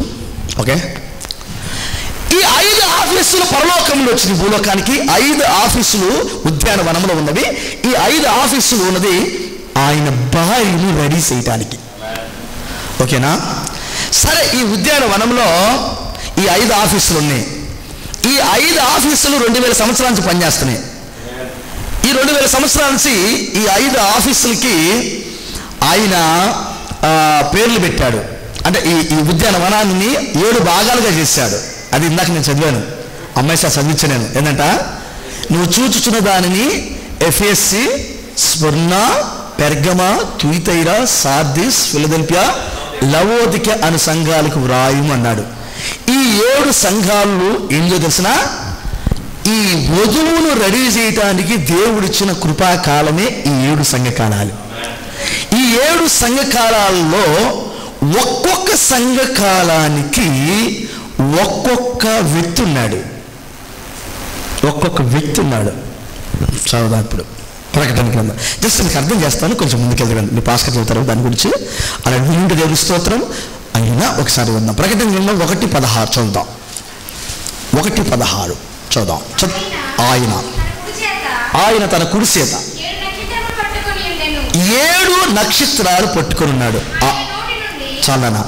ఆయన కుడి చేత 7 నక్షత్రాలు ఉన్నాయి. ఓకేనా? ఆయన దేవుడు, ఆయన కుడి చేతులు ఎన్ని ఉన్నాయి? ఉదయకాల సమయం నేను చదివించాను ప్రకటన గ్రంథం 1వ అధ్యాయంలో. విన్నారు ఇక్కడ కూర్చున్న వాళ్ళందరూ? ఆయన చూసేదానికి తిరిగితే ఆయన స్వరూపాన్ని చూశాడు.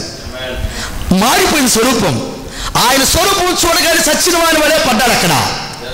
ఇప్పుడు ఆయన కుడి చేతిలో 7 నక్షత్రాలు చూస్తున్నాడు. ఈయనకి డౌట్, ఏమిటి 7 నక్షత్రాలని? 19వ వాక్యం చదువుతున్నాం. 1:19 చదవమ్మా. కాగా నువ్వు చూసిన వాటిని ఉన్న వాటిని వీటి వెంట కలుగుబో వాటిని అనగా నా కుడి చేతిలో నీవు చూచిన అసలు 7 నక్షత్రాల మీద మర్మం ఆ 7 సువర్ణ దీపస్తంభముల సంగతి వ్రాయుము. ఆ 7 నక్షత్రములు 7 సంఘములకు దూతలు. ఆ 7 దీపస్తంభములు ఇది ఉద్యానవనము. అర్థమైంది? ఎన్ని ఉద్యానవనాలు ఇక్కడ? 7 ఉద్యానవనములు. అందుకే ఆయన ఉద్యానవనములలో అన్నాడు. ఆయన ఉద్యానవనములలో పెంచబడిన బాణా అన్నాడు. హల్లెలూయా. ఈ ఉద్యానవనములలో ఆయన పెంచేదానికి 7 దూతలు కూడా పెట్టాడు. ఎంత బాగుంది బైబిల్. ఆ 7 దూతలు ఆయన చేతులు ఉన్న 7 నక్షత్రాలట. మీరు ఇంకా ప్రకటన గ్రంథం చదువుతారు 4-5 అధ్యాయంలో ఆయన సింహాసనం ముందు 7 దీపములు ప్రజ్వలిస్తున్నాయి. ఇక్కడ ఉన్నారా?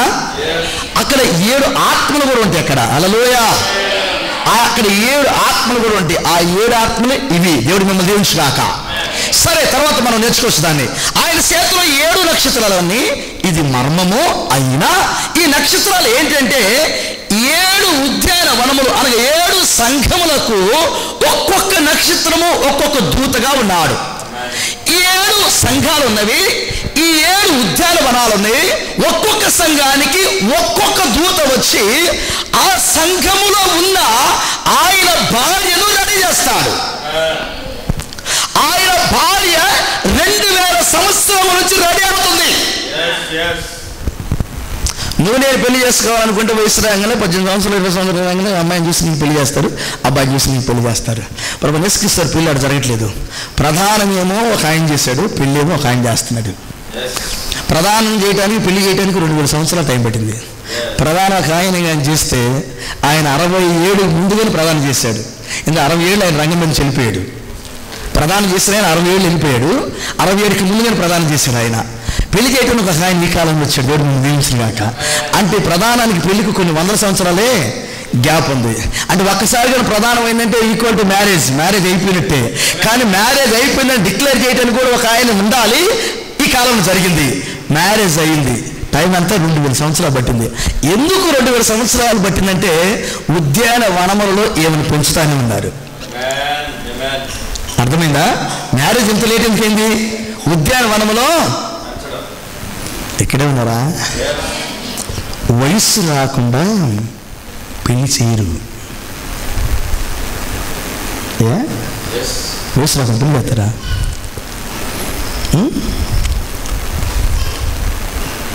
పరమగీతం 8:8 పెద్ద చదవండి. చదువు పరమగీతం 8:8 చదువు. పెద్ద కాకలో మాకు ఒక చిన్న చెల్లెలు కలదు. ఏం రాలేదు? ఇంకను ఇంగ్లీష్లో ఏమో తెలిసిన మాకు ఒక చిన్న చెల్లెలు కలదు, ఆమెకి ఇంకను బ్రెడ్స్ రాలేదు. ఇంగ్లీష్ అన్నమాట. బ్రెడ్స్ రాలేదు. మంచి మనస్తం ఏనండి. ఆమెకి ఇంకను స్తనములు ఏర్పడలేదు. పాలను ఉత్పత్తి చేసి స్తనాలు ఏర్పడలేదు అన్నాడు ఇంగ్లీష్లో. తెలుగు బైబిల్ అయితే వయసు అని పెట్టాడు. కరెక్ట్ పదం స్తనమే. ఆమెకి ఇంకా పాలను ఉత్పత్తి చేసి స్తనాలు ఏర్పడలేదు అన్నాడు. అది కరెక్ట్ మాట. ఇంకింకా వయసు రాలేదు ఆమెకి. అంటే పెళ్లి చేసుకునే వయసు రాలేదు. పెళ్లి చేసుకునే వయసు రాకుండా పెళ్ళి చేస్తారు. ఇది భారతీయ సాంప్రదాయ ప్రకారంగా బాల వివాహమే ఇది కాదు కదా. అట్లయితే వివాహ వయసు రావాలి. వివాహ వయసు ఏ రీతిగా వచ్చిద్దో ఎస్కేలు గ్రంథం 16 అధ్యాయంలో చెప్పబడింది. ఇంటికి చదవండి. ఎస్కేలు గ్రంథం 16 అధ్యాయంలో అసలు ఆమెకు వయస్సును ఎలాగ తీసుకొచ్చాడో ఎలా పెంచాడో చెప్పాడు అక్కడ. ఆమేన్ హల్లెలూయా. ఆమెకు వయస్సు వచ్చిన తర్వాతనే వివాహం అవుతుంది. ఈమెకి పాలను ఉత్పత్తి చేస్తే ఆ స్థలములు ఏర్పడలేదన్నారు. ఇక్కడైతే స్థనాలు ఏంటో తెలిసిన? సంఘము అనే స్త్రీకి ఉన్న స్థనాలు ఏంటో తెలిసిన? ఏంటి అనుకున్నాం? స్థనములు అంటే రొమ్ములు. ఏంటి తెలిసిన? ఒకటి కొత్త నిబంధన, ఒకటి పాత నిబంధన. ఎల్షద్దాయి రొమ్ములు ఈమెకి రావాలి. ఇప్పుడు ఆయన పెళ్లి చేసుకోవాలంటే ఈ భార్యకు ఈ ఉద్యానవనములు పెంచుతున్న ఈమెకి ఏ రొమ్ములు రావాలి తెలిసిన? ఎల్షద్దాయి రొమ్ములు రావాలి. ఎల్షద్దాయి రొమ్ములు అనగా ఒకటి క్రొత్త నిబంధన, ఒకటి పాత నిబంధన. హల్లెలూయా. ఇందులో వారు తేడా తెలిసిన? కొత్త నిబంధన ముందున్నది, పాత నిబంధన తర్వాత ఉంది. కానీ నువ్వు చదివేది పాత నిబంధన ముందు చదువుతావు, కొత్త నిబంధన తర్వాత చదువుతావు. కానీ ఏమీ అనేది ఒక మాట, ఆ రొమ్ములు ఎలాంటివి తెలిసిన? మంచి మనసుతో అనండి. పుత్రదాత వృక్షము సువాసన ఇస్తున్నది మా ఇంట్లో. పుత్రదాత వృక్షము సువాసన ఇస్తున్నది. నా ప్రియుడా, భర్తతో అంటుంది, నా ప్రియుడా, నేను నీ కొరకు సిద్ధపరిచిన శ్రేష్టమైన ఫలాలు, శ్రేష్టమైన ఫలాలు, ప్రపంచం ఎక్కడి వరకు అయ్యి శ్రేష్టమైన ఫలాలు, పచ్చవి పండువి మా ద్వార బంధముల మీద వేలాడుచున్నవి. తన ప్రేమను చూపేటప్పుడు తన ప్రియుడిని పిలుస్తుంది ఇంటికి పిలిచేటప్పుడు చెప్తుంది ఈ మాట. తన ప్రేమను చూపించేదానికి ఇంటికి పిలిచింది. పరమగీతం 7:13-14 ఈ మాట ఉన్నది. అక్కడ ఆ ప్రేమను చూపించాలనుకుంటుంది ప్రియుడికి. అప్పుడన్నది, పుత్రదాత వృక్షం సువాసనిస్తున్నది, పుత్రదాత వృక్షం సువాసనిస్తున్నది. నా ప్రియుడా, నేను నీ కొరకు సిద్ధపరిచి ఉంచిన శ్రేష్టమైన పదార్థములు, అవి పచ్చివి పండువి మా ద్వార బంధముల మీద వేలాడుచున్నవి. పచ్చివి తినలేవు, నీ వల్ల కాదు. చాలామంది పచ్చిగా ఆగిపోయారు. పచ్చి అనేది ఒక రొమ్మే. హల్లెలూయా. పచ్చి పాత నిబంధన, అది ప్రవచన గ్రంథం. పండు అవ్వాలంటే దాని నెరవేర్పు కూడా రంగం మీదకి రావాలి. పచ్చవి అంటే ప్రవచనాలు, అది పాత నిబంధన. పండు అంటే కొత్త నిబంధన, ప్రవచన నెరవేర్పు అది. హల్లెలూయా. ఇప్పుడు పచ్చివి లేవు ఇప్పుడు మా ఇంట్లో, పండుగ కూడా ఉన్నాయి అక్కడ. హల్లెలూయా. పాత నిబంధనలో నన్ను గురించి ప్రవశించాడు, కొత్త నిబంధనలో నన్ను రంగం మీదకి వచ్చాడు. అసలు ఉద్యానవనంలో పెంచింది ఎలాగ తెలిసిన? ఉద్యానవనంలో పెంచింది ఎలాగో తెలిసిన? ఆ పచ్చవిని పండుగ చేశాడు అక్కడ. ఉద్యానవనంలో చేసింది ఇది, పచ్చవి పండుగ చేశాడు అక్కడ. ప్రతి ఇంటిలో ప్రతి శుభకార్యానికి పెళ్లిళ్ళు చేసుకునేటప్పుడు ద్వారబంధపు ఆకులను కట్టుకుంటారు.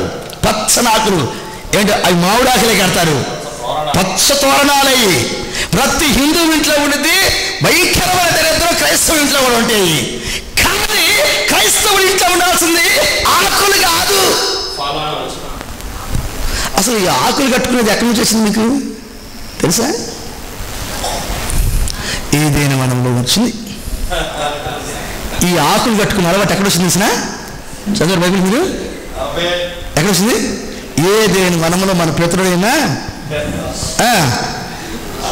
ఆదాం గారు షెడ్ షాట్కి వెళ్ళి ఏం చుట్టుకున్నాడు? ఆకులు. పాపం అప్పటి నుంచి బాగా ఆకులు ఇంకా మన ద్వారబంధాల మీద ఆకులే కనబడుతున్నాయి. కానీ ఏమంటుంది, ఆకులు ఎప్పుడో పోయినవి. ఆకులు చుట్టుకుంటే ఎండిపోతే, కూర్చుంటే రాలిపోతుంది. నాకు ఆకులొద్దు ఇప్పుడు. ఆకు అనగా నీ సిద్ధాంతం, ఆకు అనగా నీ సంఘ ఆచారము, నీ సంఘ సిద్ధాంతాలు, అవి పరిచయము. అలా స్వరాలు రాలిపోతవి. నీ సిద్ధాంతము ప్రకారంగా, నీ ఆచార ప్రకారంగా, నీ సంఘములో కట్టుకున్న ఆ ఆకులనే స్వరాలు రాలిపోతవి. మంది మా ఇంట్లో ఆకులు ఇప్పుడు పచ్చవి పండువి మా ద్వార బంధంలో వేలాడుతున్నాయి. ప్రతి క్రైస్తవుడి ఇంట్లో ఆ పండ్లు ఏనాడాలి.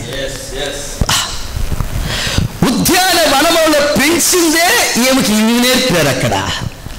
ఇప్పుడు ఆ ఇంటికి వెళ్తే అవంటుంది, ప్రియుడా నా ఇంటికి రా, నేర్చుకున్నా, నేను బాగా నేర్చుకున్నావా? పచ్చవి పండుగ మా ఇంట్లో ఉందని చెప్పింది 7వ అధ్యాయంలో సార్. ఏదే 7వ సంఘకాలంలో సార్. అలా మొత్తానికి ఎన్ని ఉద్యానవనాలు ఉన్నాయి? ఎన్ని ఉద్యానవనాలు ఉన్నాయి? 7 ఉన్నాయి అంతే కదా. 7 ఉద్యానవనాలు ఉన్నాయి. 7 ఉద్యానవనములో 6 చెప్పలా 7వ ఉద్యానవనంలో ఉన్న అమ్మాయి అంటుంది, మా ఇంటికి రా, మా ఇంట్లో ఆకులు లేవు, మా ఇంట్లో ఫలాలు లేరా అన్నది. హల్లెలూయా. ఉద్యానవనములో పెంచబడింది ఈ అమ్మాయి, ఫలాలతో ఉన్నది అక్కడ. నువ్వు పెంచబడుతున్నావా ఈ రాత్రి? ఎక్కడికి వచ్చినా మీరు పెంచబడుతున్నారా? అసలు ఉద్యానవనాలు దొరికింది మీకు? ఒక్కొక్క ఉద్యానవనం బైబిల్, నేను బయట ఉద్యానవనాలు నేను చెప్పలేదు, బైబిల్లో ఉన్న ఉద్యానవనాలే చెప్పాను. బైబిల్లో ఒక్కొక్క కాలానికి ఒక్కొక్క ఉద్యానవనం ఉంది. ఎఫెసు సంఘకాలం ఒకటి ఉంది, అదొక ఉద్యానవనం. స్ఫురణ సంఘకాలం ఉంది, అదొక ఉద్యాన. మీకు అర్థం కాకపోతే చరిత్రకి రండి, ప్రభువుని అడగండి. మీకు అర్థం కానీ ప్రభువుని అడగండి, వీటి అర్థాలు ఏంటి అయ్యా, అయ్యా అర్థాలేంటి అడిగా. తల్లి ఉన్నారు ఇక్కడ, అమ్మా ఒక ఆమె, ఒక సాకలి స్లంబేరియన్లో నీకులు, ఆమె సాకలి బట్టలు ఎత్తుకుంది. వాళ్ళ అబ్బాయి చచ్చిపోతుంటే ఒక రోగం వచ్చి గుడిసెలు పుడుకబెట్టి చచ్చిపోతున్నాడయ్యా రాత్రి అంతా ప్రార్థన చేస్తుంది, ఏడ్చి. ఆ వచ్చిన ప్రార్థన చేసిందంట, నేను సారపతి విధురాలుగా ఉన్నాను, నా బిడ్డ చచ్చిపోతున్నాడు, భూమి మీద అక్కడ ఏమి ఉంటే నా ఇంటికి పంపయ్యా, నా ఇంటికి పంపయ్య అంటే ఒక దర్శనం చూపిస్తున్నాడు దేవుడు. ఇదిగో ఏలియా, ఇతరే ఏలియా, నీ ఇంటికి వస్తాడని చెప్పి వెళ్ళిపోయాడు ఆయన. బయటకు వచ్చి 4 గంటల మనసులో వాళ్ళ అబ్బాయి షర్టుని తలగొట్టుగా చుట్టుకుని, ఆ మంచులో షర్టుని వాళ్ళ అబ్బాయిది తలగొట్టుగా చుట్టుకుని కూర్చుంది. అక్కడ గేటు దగ్గర నిలబడింది. ఈయన 7 గంటల ప్రాంతంలో 8 గంటల ప్రాంతంలో అటు వెళ్ళాడు. ఈయన ఫ్లైట్ ఆగింది అక్కడ. ఫ్లైట్ ఆగితే అన్నాడు 2 గంటల టైం ఉంది, దాన్ని 12 చూసుకోమన్నాడు. బయటకు వచ్చే చిన్న ఉత్తరం పోస్ట్ చేద్దామని నేను పరిశుద్ధాత్మ చెబుతున్నాడు, కొంచెం ముందుకు వెళ్ళి అన్నాడు. నడు స్లంబేరీ తీసుకెళ్ళాడు. వాళ్ళు దాడుతున్నా అట్లా ఫాదరీ అని పిలిచింది. నేను ఫాదర్ని ఎవరికి తెలుసు, ఇక్కడ పాస్టర్ గారు అన్నామే పిలుస్తుంది. నేను పాస్టర్ సంగతి నీకెక్కడ తెలుసు, అది ఒక దేశం, ఈ దేశం కాదు అది. 4 గంటల నుంచి నీకోసం నేను ఎదురు చూస్తున్నాను. అదే సూట్ కేసు, అదే టోపీ, అదే సూటు, దర్శనం చూసిన అదే పిలిచింది. చచ్చిపోతున్న పిల్లగాడిని బ్రతికించుకోవటానికి కేసిన క్యాక్ అది. చిన్న ప్రార్థనతో ఆ బిడ్డ బతికాడు. ఎంతమంది తల్లులు ఇక్కడ కూర్చున్నవారు, పురుషులు కావచ్చు, పరలోక రాజ్యానికి వెళ్ళేదానికి నా కాలానికి నాకు నేర్పే, ఆ ఉద్యానవనంలో నాకు నేర్పే నా ప్రవక్త, నా బోధకుడు, నా కొరకు నియమించబడిన హేగే ఎక్కడ? నేను పరలోక రాజ్యం వెళ్ళాలి, నేను నిత్యశివానికి వెళ్ళాలి, నేను ప్రభువును కలుసుకోవాలి, నేను మరణంలోంచి తిరిగి లెగవాలి, నా శరీరాన్ని నేను మార్చుకోవాలి, నాకు పరిపూర్ణమైన స్వరమును, ఆ పలుకుబడిన మాటను నేర్పే ఏలియా, ఆ నపుంసకుడు, ఆ ప్రవక్త ఎక్కడ? చేసి తల్లి ఉన్నారు ఇక్కడ ప్రార్థన చేసేవాళ్ళు. యేసుప్రభువు అన్నాడు, మొదట నా నీతిని రాజ్యం వెతకండి, భూలోకంలో మీకు కావాల్సిన అవసరతలు మీ వెంటనే వస్తాయి. ఈ మాట అర్థం మీకు? నేటి క్రైస్తవం వెతుకుతున్నది కాదు, ఏమి తిందుమా ఏమి త్రాగుదుమా అనే దాన్ని వెతుకుతున్నారు. కానీ దేవుడు చెప్పింది, మొదట నా నీతిని, నా రాజ్యాన్ని వెతకమన్నాడు. అవి వెతికితే నీ శరీర అవసరతలు నీ వెంట వస్తాయి, నీ డబ్బు నీ వెంట వస్తుంది, నీ ఆహారం నీ వెంట వస్తుంది, నీ ఇల్లు నీ వెంట వస్తుంది, నీ ఉద్యోగం నీ వెంట పడుతుంది. నువ్వు చేయాల్సిన పని నీతిని, రాజ్యాన్ని వెతుకు. ఎక్కడుంది? నాకు నీతిని నేర్పేదానికి ఆ నీతి కలిగిన న్యాయ వాక్కులను ఎక్కడ పెట్టాడు? ఉద్యానవనంలో పెట్టాడు ఆయన. అందరికి అందుబాటులో ఉండేదానికి ఉద్యానవనంలో పెట్టాడు. పక్షపాతం లేని దేవుడు ఉద్యానవనంలో పెట్టాడు. ఆయన బహిరంగంగా ప్రకటన చేసి ఇప్పుడు ఉద్యానవనంలో వాక్యం ఉంది. వచ్చి తీసుకోండి అందరూ. అందరికి అందుబాటులో పెట్టాడు. పక్షపాతం లేదు. ఒక సంఘము అనలేదు ఆయన, నేను వీళ్ళకే వాక్యం చెప్పలేదు, ఎవరైనా వచ్చి ఎవరైనా తప్పికొన్నారా వచ్చి జీవజలం కూడా ఉచితమని తాగండి, అందరికి అందుబాటు పెట్టాడు దేవుడు. హల్లెలూయా. రాకపోతే మన తప్పు, వినకపోతే మన తప్పు, తాగకపోతే మనం తప్పు, నేర్చుకోకపోతే మన తప్పు. కానీ ఆయనైతే పబ్లిక్ అని పెట్టాడు. ప్రభుత్వం ఒక పని చేసేటప్పుడు పబ్లిక్గా అనౌన్స్ చేస్తుంది. ఒక 1000 పోస్టులు వదులుతున్నారు అంటే పబ్లిక్గా అనౌన్స్ చేస్తుంది, అర్హత కలిగిన వారు పెట్టుకోండి అని. ప్రభుత్వానికి ఎంత న్యాయం ఉంటే పరలోక రాజ్యానికి వెళ్ళి ఆయనకి ఎంత న్యాయం ఉండాలి ఇంకా. అందుకని ఆయన ఆ ఉద్యాన వనములను బైబిల్లో చాలా బాగా రాసి పెట్టాడు. ఒక్కొక్క ఉద్యానవనానికి ఒక్కొక్క వ్యక్తి ఉన్నాడు. అతడు నీకు పరలోక రాజ్యం వెళ్ళేదానికి కావలసిన అలంకరణ, కావలసిన అందము, కావలసిన సౌందర్యము, కావలసిన స్వరము ఆయన నేర్పుతాడు. ఒక్కొక్క సంఘకాలానికి ఒక్కొక్క నక్షత్రం నా చేతిలో ఉందన్నాడు. అన్నాడా? నేనాడు ప్రకటన గ్రంథంలో. ఇప్పుడు మనం 7వ సంఘకాలం అంటే చివరి సంఘకాలంలో ఉన్నాం, లాస్ట్లో ఉన్నాం. నేను ఎన్ని చెప్పడానికి సమయం కాదు, ఇప్పుడు అయ్యగారు చెప్తారులే అన్నీ. 2వ అధ్యాయం ప్రకటన గ్రంథం 1 నుంచి 3వ అధ్యాయం లాస్ట్ దాకా ఆ సంఘాలు ఉన్నవి, దూతలు ఉన్నారు. సంఘములో ప్రజలు ఏ రీతిగా ఉంటారో వారి పనులు, వారి స్వభావాలు కూడా దేవుడు ముందుగానే వ్రాసాడు. ఎంత గొప్ప దేవుడు మన దేవుడు. ఇక్కడ కూర్చున్న వారు మీరు ఎలాంటి వారో, మీ బుద్ధి ఏందో, మీ ఆలోచన ఏందో, మీ తలంపులు ముందుగా రాసి పెట్టాడు. ఒకవేళ మిమ్మల్ని గురించి చదువుకోవాలనుకున్నారా, మిమ్మల్ని గురించి ఇంటికి వెళ్ళి ప్రకటన గ్రంథం 3వ అధ్యాయం 14 నుంచి చదవండి.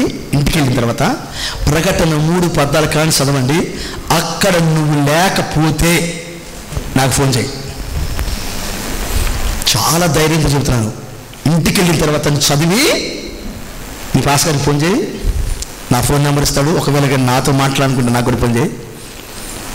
నాకు చేయకపోయినా మీ పాస్ గారికి ఫోన్ చేయి. నువ్వు లేకపోతే నాకు ఫోన్ చేయి. దాన్ని ఏమనాలి ఇప్పుడు? అది ఎంత వాస్తవం అంటే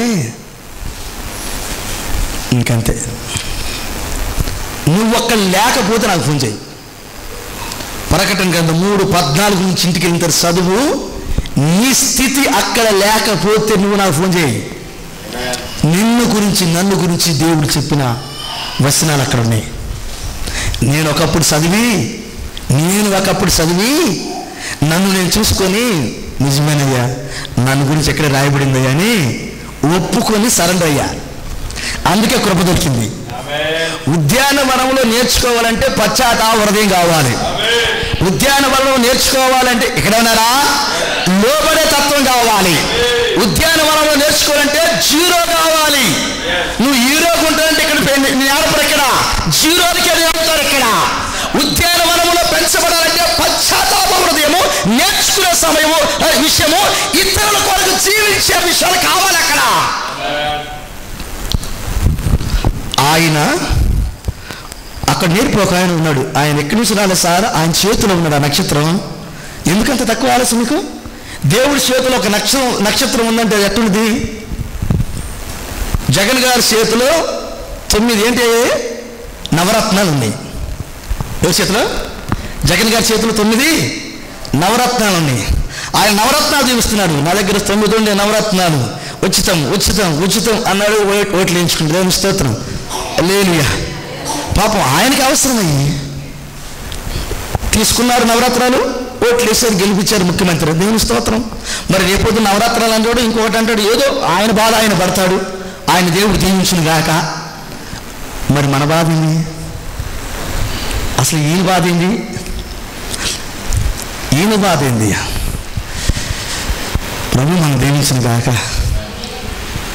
తన భార్యను ముడత మచ్చ కలంకం లేనిదిగా చక్కగా పెంచడానికి, వాక్యంతో ఉతక స్నానం చేయించడానికి, ఇక్కడ ఉన్నారా, వాక్యంతో ఉతక స్నానం చేయించడానికి, చక్కని సౌందర్యానికి, సకల గంధ వర్గములు యొక్క సువాసన పోయటానికి.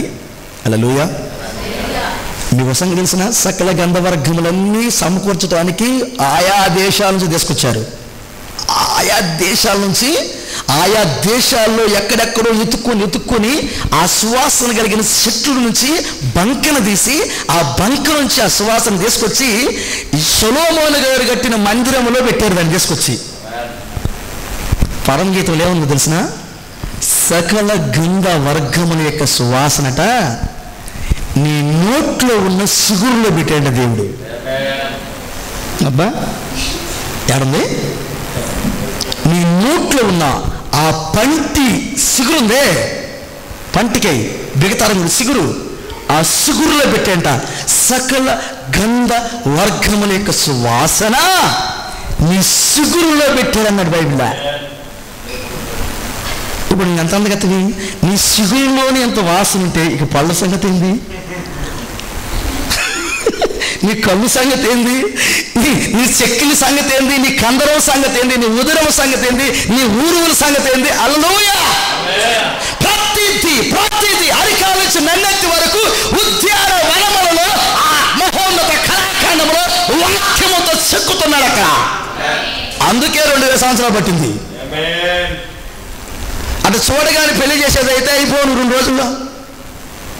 కొన్ని పెళ్ళిళ్ళు ఒక్క రోజులో అవుతుంది, మీకు తెలుసు కదా.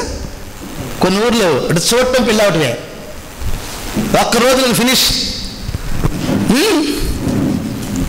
కానీ యేసుప్రభువు పెళ్ళి అటు జరగల. 2000 సంవత్సరాలు పట్టింది ఈ అమ్మాయిని తయారు చేయడానికి. మనకు తెలుసు పెళ్ళిళ్ళు అబ్బాయి 5 నిమిషాలు రెడీ అవుతాడు, వీడికి సొక్కాంత దడిచిపోతా ఉంటుంది ఆమె రెడీ చేసరికల్లా. వీడికి సూట్ వేసి ఇక్కడ కూర్చోబెడతారు, వీడి సూట్ వేసి లోపల అంతా ఒక్క తీసి ఇందుకు టై కడతారుగా, గాలి లోపల పోదు. ఈ టై కట్టుకొని కూర్చొని చెమటలు దిగ్గాడుతూ ఉంటే అమ్మాయి ఇంకా రెడీ కాదు.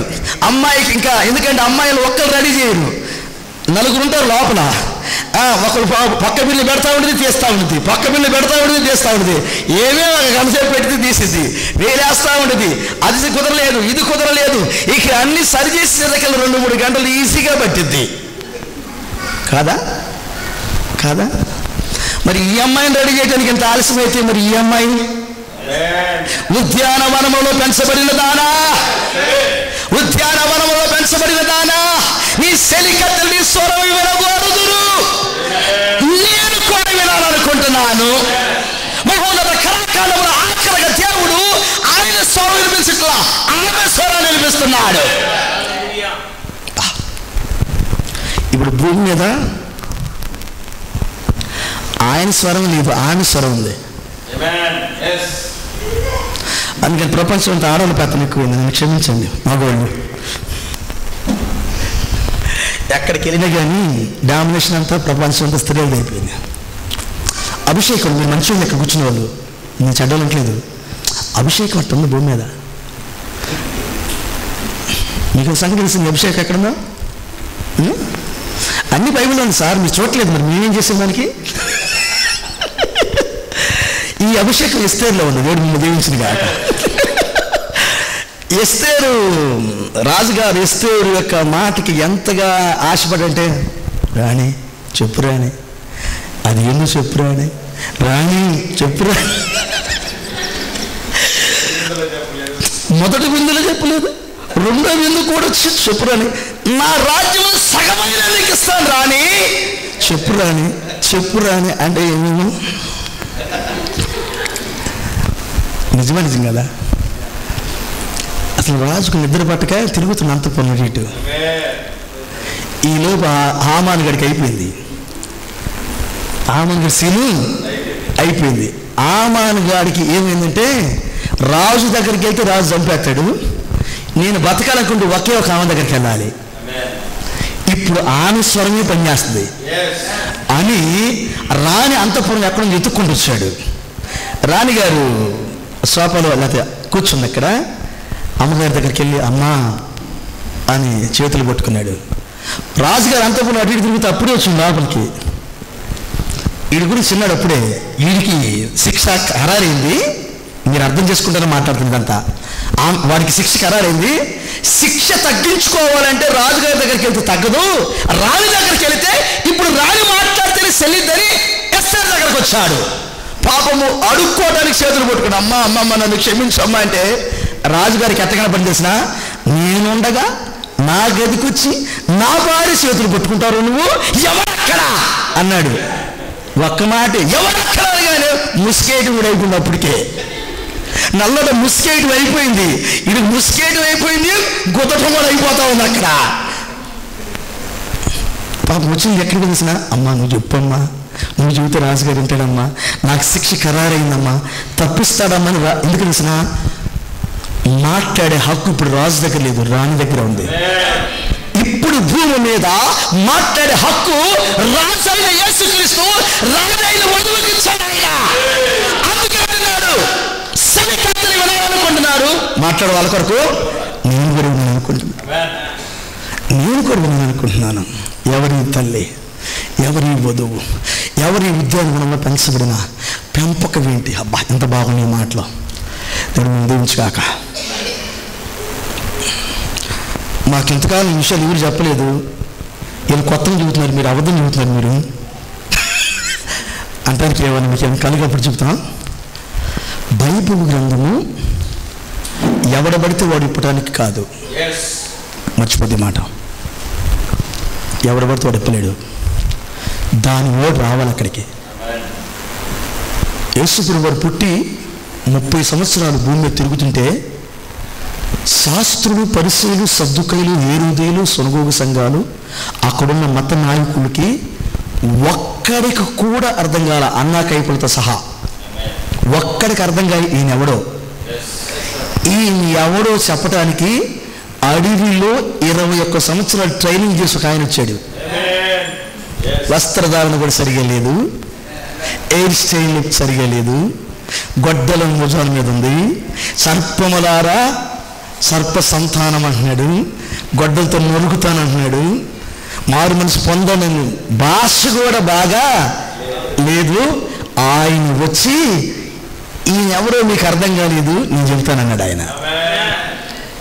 ఈయన లోక పాపమును మోసుకొని పోసిన దేవుని గొర్రె పిల్ల అనేదాకా రెవరెండ్ పాస్టర్కి ఒక్కడికి తెలియలా.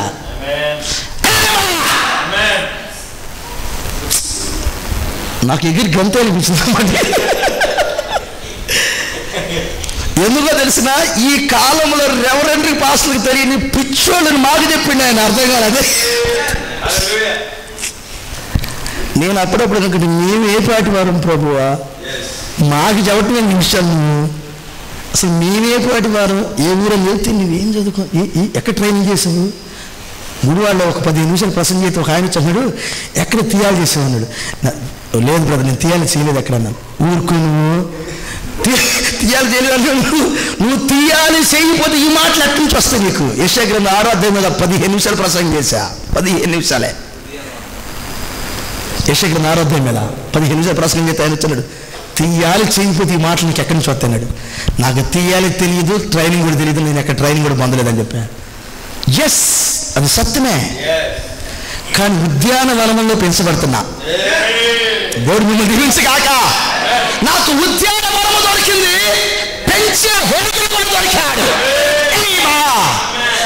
7 ఏరియాలు ఉన్నారు, 7 దొరికాడు.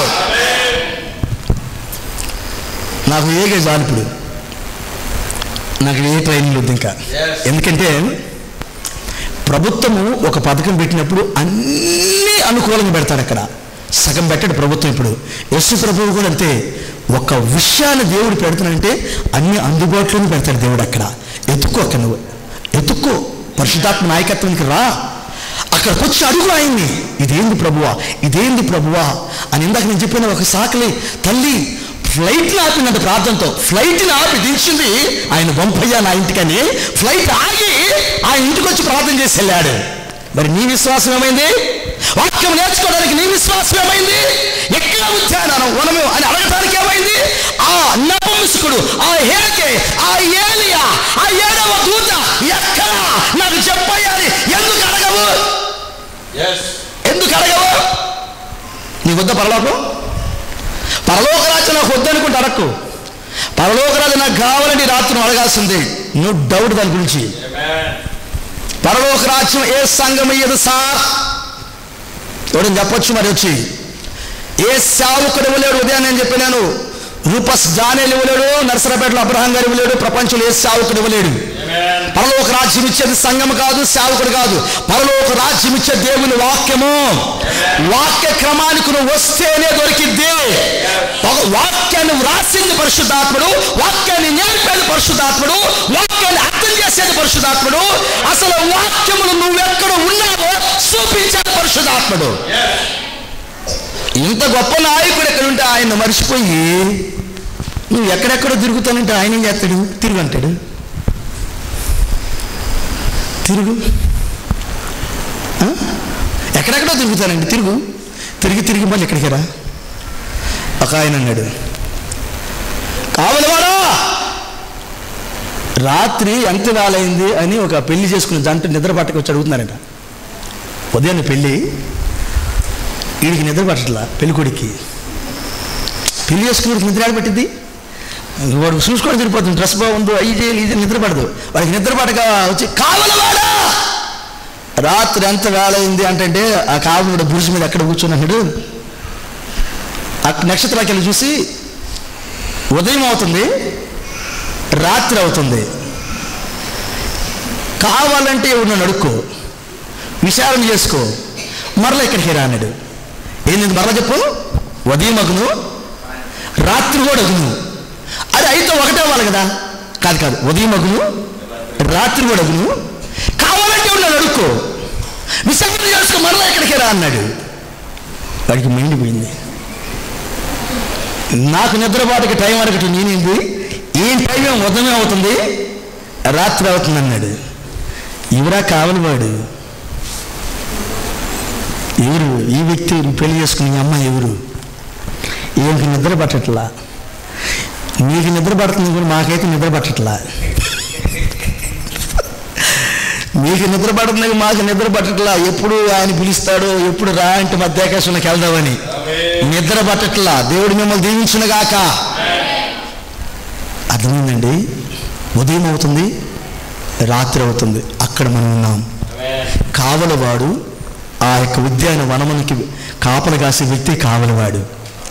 ఆ ఉద్యాన వనంలో ఒక కావలివాడు ఉన్నాడు, ఆయన ప్రవక్త అయి ఉన్నాడు. అతనికి మాత్రమే కాలాల గురించి తెలుసు. అందుకని ఈ ప్రియురాలు అడుగుతుంది, కావలివాడా రాత్రి అంత వేళయింది, ఇప్పుడు రాత్రి గడిలో ఉన్నాం మనం, ఏ జాములో ఉన్నాం మనం, ఏ జాములో ఉన్నాం అడుగుతుంది. ఉదయం అవుతుంది, రాత్రి అవుతుంది. ఆయన చెప్పింది వాస్తవమే, తప్పు చెప్పలేదు ఆయన. ఆయన ఉదయం అవుతుంది, రాత్రి అవుతుంది, ఆఖరి జాములో ఇది ఉంది. ఆఖరి జాములు ఉదయం అయింది, రాత్రి అయింది, ఇంకే జాములో దానికి లేదు. ఆఖరి జాముకే ఉదయం అయ్యే తత్వము, రాత్రి అయ్యే తత్వం ఉంది. అది చీకటి కలిగిన కాలం అది. అందుకే అంటున్నాడు, దాన్ని చూసి అంటున్నాడు ఉదయం అవుతుంది, రాత్రి అవుతుంది. ఆ రెండు కలుసుకునేదే ఆ జాము. అక్కడ చిక్కని చీకటి ఉండిద్ది. అందుకని రెండింటిని చూసి ఆకేశాడు ఆయన. ఆ కావలివాడి దగ్గరికి నువ్వు వెళ్ళకపోతే అది నీకు అర్థం కాదు.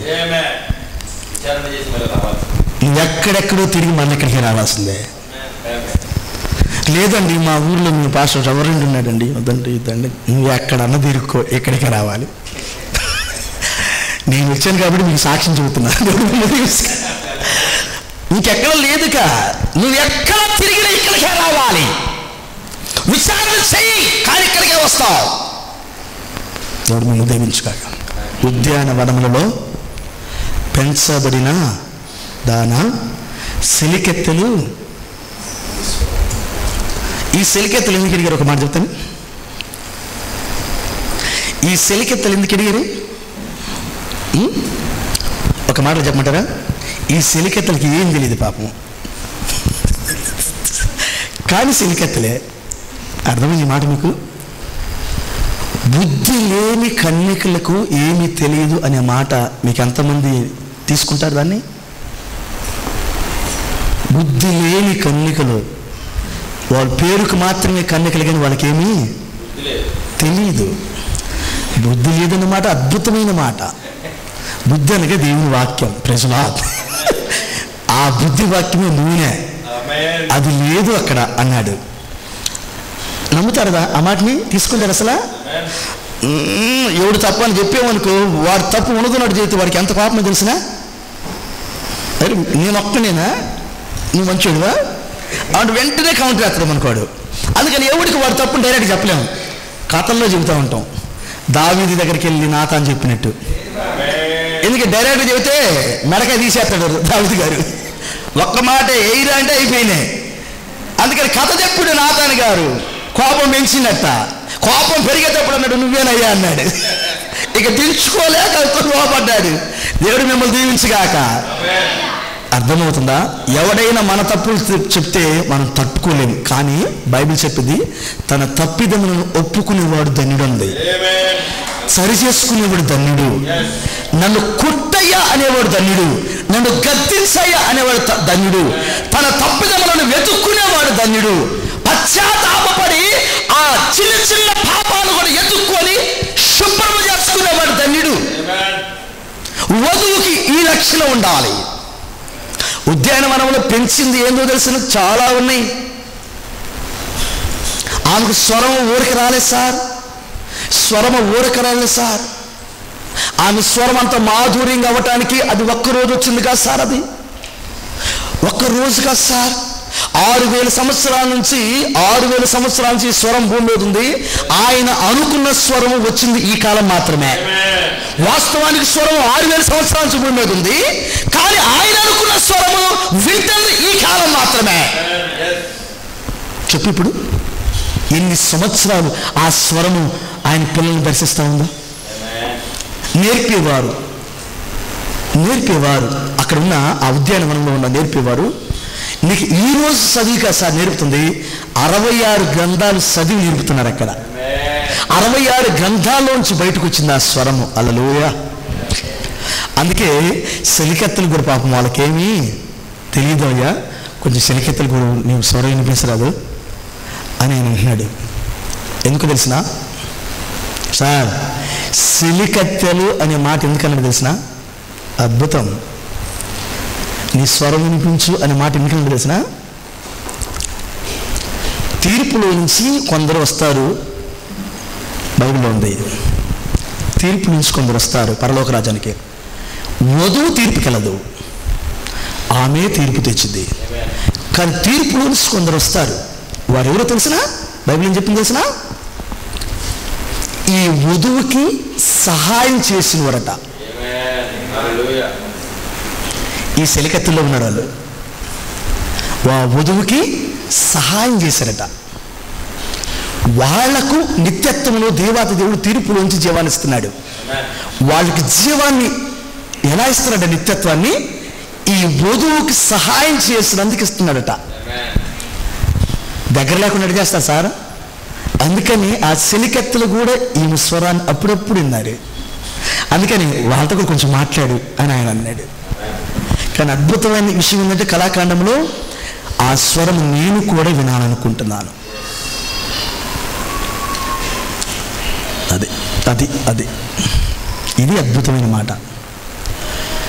నీ స్వరమును నేను కూడా వినాలనుకుంటున్నాను.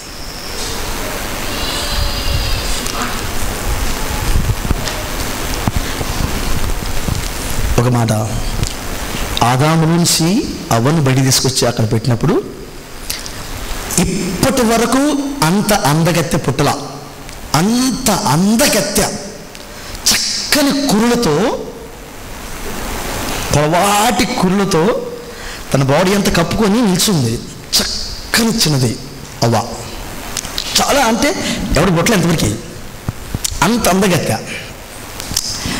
ఆదాము చూసి ఒకసారి చూడగానే ఎవరు ఈ అమ్మాయి ఆదాము అని అడిగితే ప్రభువారు కిందకి పైకి చూశాడు. అప్పుడు దాకా నవ్వలేదంట ఆయన. జంతువులు తీసుకొచ్చి అవి తీసుకొచ్చి ఈ తీసుకొచ్చి ఏ తీసుకొచ్చి పెట్టిన కానీ నవ్వలేదంట. అసలు ఈమె తయారు చేయటం కూడా ఇది ఒకటి ఉందంట. ఎందుకు తెలిసిన ఇంక అసలు నవ్వే రావట్లు ఏది తీసుకొచ్చినా కానీ ముఖం అంతా నల్లని పెట్టుకుని ఎటు చూస్తున్నాడంట. ఎప్పుడైతే ఏమైనా తీసుకొచ్చి అక్కడ పెట్టాడు చూడగానే పక్కు నవ్విందంట. ఎవరాదావా అని కిందకి పోయి ఒకసారి చూసుకొని అంతా నేనే పాస్టర్ గారు, అంతా నేనే, నా ఎముకే, నా మాంసమే. కానీ ప్రవక్త మాట్లాడాడు, ఆ యొక్క అన్ని ఉండి బైబిల్లో వర్ణించాడు. ఈ వివరు కాదు నేనే అన్నాడట. ఈ వివరు కాదు నేనే అన్నాడట. ఆ మాట చెప్పేటప్పుడు తన ప్రేమంతా తన అంతరంగంలో నేనే, తన రూపాన్ని ఆమెలో చూసుకున్నాడు. అన్నాడు అప్పుడు నేనే అన్నాడు. ప్రభువైన యేసుక్రీస్తు వారు ఈ రోజు అంటుంది కూడా అదే. తన రూపాన్ని, తన గుణలక్షణాలను, తన స్వరూపాన్ని, తన స్వగస్సును, తన అంద సౌందర్యాలను, తన స్వరాన్ని అంతా ఆయన ఎక్కడ చూసుకున్నాడంటే తన వధువులో చూసుకున్నాడు. ఇప్పుడు ఆయన ఏముంది తెలిసిన, ఈ వధువు ఎవరో కాదుగా నేనే. ఆ ఆదాము నేనే అని ప్రత్యక్షత వచ్చినప్పుడు మరణంలోకి వెళ్ళినా అవ్వను వదిలిపెట్ల. మరణంలో ఉన్న అవ్వను చూసి అవ్వ చచ్చిపోయింది, అవ్వ చచ్చిపోయి అక్కడ ఉంది, కానీ చచ్చిపోయింది అని సంగతి తెలిసి కూడా అవ్వ దగ్గరికి వెళ్ళాడు. చచ్చిపోయింది అని తెలిసి కూడా వెళ్ళాడు అక్కడికి. ఎందుకో తెలుసా, నేను వెళ్ళకపోతే ఆమె బతకదు. కారణం ఏంటంటే ఆమె నేనే. తనను బతికించుకోవడానికి ఎక్కడికి వెళ్ళాడు ఆయన. ఈరోజు వధువు ఎవరు తెలిసినా ఆయనే. ఆయన్ని బతికించుకోవడానికి ఆయన ఇక్కడికి వచ్చాడు. అందుకని ఆమె స్వరము ఎంత అందంగా ఉందంటే ఒకసారి మాట్లాడవా, నేను కూడా వింటాను. అందుకే అన్నాడు ఆయన, నేను కూడా నేను అనుకుంటున్నాను. మహోన్నత కళాకాండంలో, ఈ ప్రపంచంలో మహోన్నత కళాకాండం అని ఒక గొప్ప మాట ప్రవక్తపడతాడు. మహోన్నత కళాకాండం కొన్ని వేల సంవత్సరాల నుంచి తయారు చేయబడింది. ఆ కళాఖండంలో అపురూపమైన ఒక శిల్పి ద్వారా చెక్కబడి చక్కని ఎక్కడ లోపము లేని మాట్లాడే సౌందర్యం కలిగిన బొమ్మ ఎవరో తెలిసిన వధువు. అందులో ఒక భాగం నువ్వు నేను. కొన్ని వేల సంవత్సరాల నుంచి చెక్కుతున్నాడు ఆ శిల్పి. చెక్కేదాన్ని అబ్రహాం గారు చూశాడు. అబ్బా అమ్మో ఎంత బాగా చెక్కుతుంది, నేను చెక్కుతుంది నువ్వు తెలిసిన నిన్ను నన్నే. ఎందుకు నీకు ఎంత సౌందర్యం వచ్చింది, ఎందుకు నీ మాట అంత మాధుర్యం అంటే మహోన్నత కళాకాండంలో నీకంత ప్రత్యేకత ఉంది. దేవుడు నిన్ను దీవించగాక. అర్థమైన నీ మాటలు. అట్లయితే ఈ రోజున దైవ స్వరము భూమి మీద ఉన్నది. అది యేసు ప్రభువులో లేదు, అది ఆయన వధువులో పెట్టాడు. ఆయన ఈ కాలములో ఆఖరిగా దేవుని స్వరం ఆయన వధువు. ఆఖరిగా ఏమన్ హల్లెలూయా. ఎవడైనా పరలోక రాజ్యం వెళ్ళాలంటే పేతురు దగ్గరికి వెళ్ళాలి. ఎందుకని తాళపు చేతులు పేతురు దగ్గర ఉన్నాయి. ఎవడైనా నరకం వెళ్ళాలంటే యేసు ప్రభువు దగ్గరికి వెళ్ళాలి. కారణం ఆ తాళపు చేతులు ఆయన దగ్గర ఉన్నాయి. పరలోక రాజ్యం తాళపు చేతులు పేతురు దగ్గర ఉన్నాయి. ఆయన పోతూ ఏమాన్ ఎక్కడ ఉన్నారా, ఆయన ఇంకొకరికి ఇచ్చాడు, వారు ఇంకొకరికి ఇచ్చాడు. హల్లెలూయా. 7వ సంఘక 7 ఉద్యానవనములో మొదటి ఉద్యానవనంలో ఉన్న ఒక వ్యక్తి ఉన్నాడు. ఆయన పౌలు గారు ఆయనకి ఇచ్చాడు. పౌలు గారు వెళ్తూ ఐరేనస్కి ఇచ్చాడు. ఐరేనస్ వెళ్తూ మార్టిన్కి ఇచ్చాడు. మార్టిన్ వెళ్తూ కొలంబాకి ఇచ్చాడు. కొలంబా వెళ్తూ మార్టిన్ లూథర్ గారికి ఇచ్చాడు. మార్టిన్ లూథర్లో వెళ్తూ జాన్ వెస్లీకి ఇచ్చాడు. జాన్ వెస్లీ వెళ్తూ పెంతెకోస్తేయులకు ఇచ్చాడు. పెంతెకోస్తేయులు వెళ్తూ ఈ కాలపు దూతకి ఇచ్చాడు. సమస్త మర్మములు ఆయన ముగించాడు. వధువును రంగం మీదకి తెచ్చాడు. ఇప్పుడు తాళచేతులు ఆయన పోతపోతే ఊరికి ఇచ్చాడు. పరిశుద్ధాత్మ నాయకత్వం వధువుకి ఇచ్చాడు. మన హల్లెలూయా. ఆ కారణ చేతనే ఫైనల్ గా ఈ ప్రపంచానికి ఒక వాయిస్ ఉన్నది, అది వధువు వాయిస్. అది అందుకే ఆయన కోరుకున్నాడు, నువ్వు మాట్లాడమ్మ ఒకసారి. ఉద్యానవనములలో పెంచబడిన దాన ఈ ఒక్కరోజు పెంచబడలేదు. 7 సంఘకాలాలు పెరుగుతూ వచ్చింది. 6000 సంవత్సరాల నుంచి పెరుగుతూ వచ్చింది. అలా పెరిగింది. ఆ నాయకత్వం, ఆ నపుంసకుల నాయకత్వం పెరిగిన ఈమెకు బహు సౌందర్యమే కాదు, కమ్మని స్వరము కూడా ఆమెకు వచ్చింది. ఆ స్వరములోని జీవం ఉన్నది. ఈ రోజున క్రైస్తవ జీవితంలో మనం సంపాదించుకోవాల్సింది తెలిసిన స్వరమే. నీ స్వరము అంత గొప్పది, గుర్తుపెట్టుకో. నువ్వు పలికితే అన్ని జరుగుతాయి. నీ స్వరములో జీవం ఉంది. నీ స్వరము మోగబోయేటట్టు చేయాలని దెయ్యం పని. ప్రభువైన యేసుక్రీస్తు భారంతో ఒక మాట, నా సేవకులు మరొకలేని కుక్కలు అన్నాడు. నా సేవకులు మొరగలేని కుక్కలు అన్నాడు. ఎందుకు తెలిసిన? సత్యము చెప్పలేని కుక్కలు, నా మొరగలేని కుక్కలు అన్నాడు నా సేవకులు. ఆయన కోరిక ఏం తెలిసిన? నా సేవకులు మొరగాలి, నా సేవకులు సత్యం చెప్పాలి, పరలోక రాజ్యానికి వెళ్ళి ఆ విషయాలు మాట్లాడాలి. అప్పుడే ఏమిగా స్వరం దొరికింది. మాట్లాడకపోతే ఎలా దొరికింది స్వరం? ఇది తప్పంటే తప్పే అని చెప్పాలి, ఇది ఒప్పంటే ఒప్పే చెప్పాలి. అప్పుడే ఆమెకు ఆ స్వరం దొరికింది. ఆ ఉద్యానవనములో ఉండేది. ఉద్యానవనంలో బుజ్జగింపు లేవు సార్. ఉద్యానవనములో తప్పును తప్పుగా, ఒప్పును ఒప్పుగా మాట్లాడే ఒక అభిషేకం ఉద్యానవనంలో ఉంది. నీకు ఇంకెక్కడా దొరకదు కది. హల్లెలూయా. నీ సంఘ శాఖలో నిన్ను దువ్వచ్చు, నీ సంఘ శాఖలో నువ్వు ఏ తప్పు చేసినా పర్వాలేదు సిస్టరు, రండి కానుకలు వేయండి, దర్శనం బాగోలేదండి, ఎక్కడికైనా వెళ్ళండి, మీరు ఆదివారం రండి, ఏమన్నా పెట్టుకో, బంగారం పెట్టుకో, లిప్టికల్ రాసుకో, ఎత్తిమైన చెప్పులు వేసుకో, కుర్త వస్త్రాలు వేసుకో, ఎయిర్ కటింగ్ చేసుకో, ఐబ్రో చేసుకో, నువ్వు ఏమైనా చేసుకో, ఆదివారం మాత్రమే రా. కానీ ఉద్యానవనం కొద్ది అట్టండి ఆయన దగ్గర అన్ని కత్తులు అంటే కత్తులు ఉంటాయి. ఇప్పుడు మీకు తెలిసిన ఆపరేషన్ థియేటర్కి అది ఏముంటాయి? ఇక్కడ అన్ని కత్తులు ఉంటాయి. ఇది ఆపరేషన్ థియేటర్ సార్ ఇక్కడ. అందుకని అందరూ ఆపరేషన్ చేయించుకోలేరు, వధువు మాత్రం చేయించుకున్నది. ఆమేన్, హల్లెలూయా. కాబట్టి ఉద్యానవనములలో పెంచబడిన దానా, నీ సెలికెత్తలు నీ స్వరం వినగోరుదురు. వాళ్ళు కూడా కొంచెం మాట్లాడు. నేను కూడా వినాను అనుకుంటున్నాను. నీ వాయిస్ అంత మధురమైన 66 గ్రంథాలలో నుండి వచ్చిన వాయిసే ఈ వాయిస్. అది పరమగీతం. నేను అధికారం చెప్పా మాట మీకు. పరమగీతము అంటే ఒక గ్రంథములో ఉన్న గీతం కాదు, అది 66 గ్రంథాల నుంచి వచ్చిన గీతమే పరమగీతం. అది కాడ వధువుకి ఇచ్చాడు ఆ గీతాన్ని. పరిపూర్ణమైన ప్రేమ.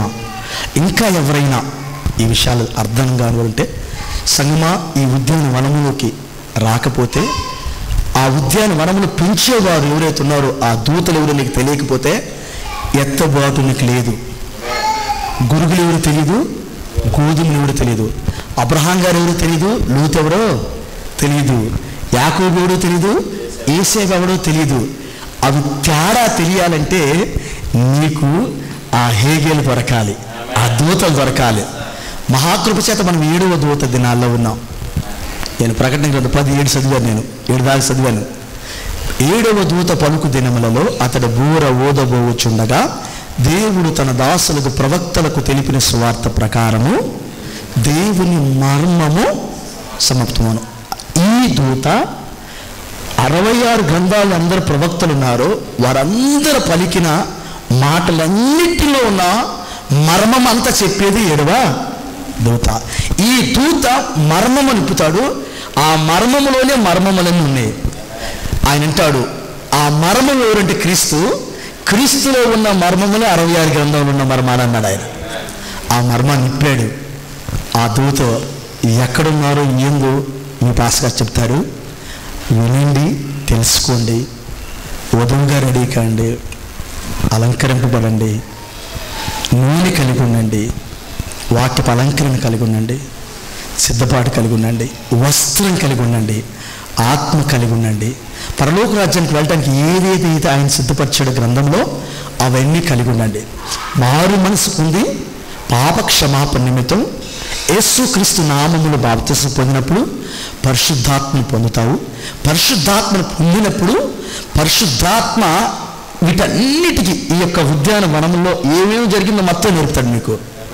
అప్పుడు నీ స్వరము మధురమైన స్వరముగా మారింది. ప్రియుడి స్వరము వినబడుతుంది, పావురపు స్వరము కూడా వినపడుతుంది. ఉదయకాలం సమయం చెప్పాను, ప్రియుని స్వరమే పావురపు స్వరము. పావురానికి ప్రత్యేకమైన స్వరము లేదు, అది ప్రియుని స్వరమే. ఆ ప్రియుని స్వరాన్ని నేర్పేదే ఈ ఉద్యానవనం. ఈమెకు అసలు స్వరము లేదు, కానీ ఈమె స్వరము ఆయన స్వరమే. అందుకని ఆయన స్వరము నువ్వు పలికితే వినాలనుకుంటున్నాడు ఆయన. అదే దేవునికున్న గొప్ప, దేవుని వాక్యానికున్న గొప్పతనం. ఆ గొప్ప వాక్కులు మీ నోట ఉండునుగాక, ఆ స్వరము మీ అంతరంగంలో ఉండునుగాక, అనేక ప్రాంతాల్లో నువ్వు పాట పాడినా, సాక్ష్యం చెప్పినా, నువ్వు చిన్న ప్రార్థన చేసినా ఆ స్వరము నీ నుండి బయటికి వచ్చును గాక. ప్రపంచంలో ఉన్న సంఘ శాఖలు నీ స్వరం కొరకు ఎదురు చూస్తున్నాయి. ఈ సృష్టికర్త కూడా నీ స్వరం కొరకు నువ్వు ప్రార్థన చేస్తే అంత మాధుర్యం కూడా తెలిసిన దోతలు కూడా అక్కడ నిల్చుంటారు నీ ప్రార్థనకి. చేయవే నువ్వు ఈ రాత్రి చేయాలని నేను కోరుకుంటున్నాను. నీ ప్రార్థన అంత మాధుర్యం, నీ మాటలంత మాధుర్యం, ఎవ్రీథింగ్, ప్రతిదీ ప్రత్యేకతే. కాబట్టి అలాంటి ప్రత్యేకమైన వ్యక్తిగా ఈ ఉద్యానవనంలో పెంచబడి ఆయనకి ఇష్టలుగా, ఆయనకు స్వరాన్ని వినిపించే పిల్లలుగా మీరు ఉందురుగాక. ఆయన స్వరము మీలో నుండి ప్రపంచానికి వినబడునుగాక. అలాంటి కృప దేవుడు మనకు దయచేయునుగాక. ఒకవేళ దేవుడు రాక ఆలస్యం అయితే మరొకసారి వచ్చినప్పుడు ఆ స్వరముగా మీరు ఉందురుగాక. ఆ స్వరములో ఉన్న పిల్లలు నేను చూసుదురుగాక. యేసుక్రీస్తు రాక ఆలస్యం అయితే నేను ఒక మంచిగా మీకు సలహా ఇచ్చేస్తున్నాను. ఆ పరిపూర్ణమైన స్వరము మీకు అందించే సేవకులు ఇక్కడ ఉన్నారు. నువ్వు ఎక్కడ ఎత్తుకోదు. రాత్రి పాస్గా చెప్పి వెళ్ళిపోయాడు అనుకోకు. లేదు లేదు లేదు లేదు, జస్ట్ నేను కదిలిచ్చి వెళ్తాను. నీళ్ళు వరకు కదిలిచ్చి వెళ్తాను నేను. కానీ ఇక్కడ ఒక దూత ఉన్నాడు, ఇక్కడ ఒక దూత ఉన్నాడు. ఆ ధైర్యం లేకుండా నేను కదిలేదు నీళ్ళు. ఇక్కడ ఒక దూత ఉన్నాడు కదిలిచ్చేది. మీకు వివరముగా చెప్పేదానికి ఒక దూత ఉన్నాడు. ఇక్కడ చాలా చక్కని విషయాలు. అమ్మా, ఎవరికంటే గొప్పవాళ్ళం కాదు. కృప, ఇది కృప.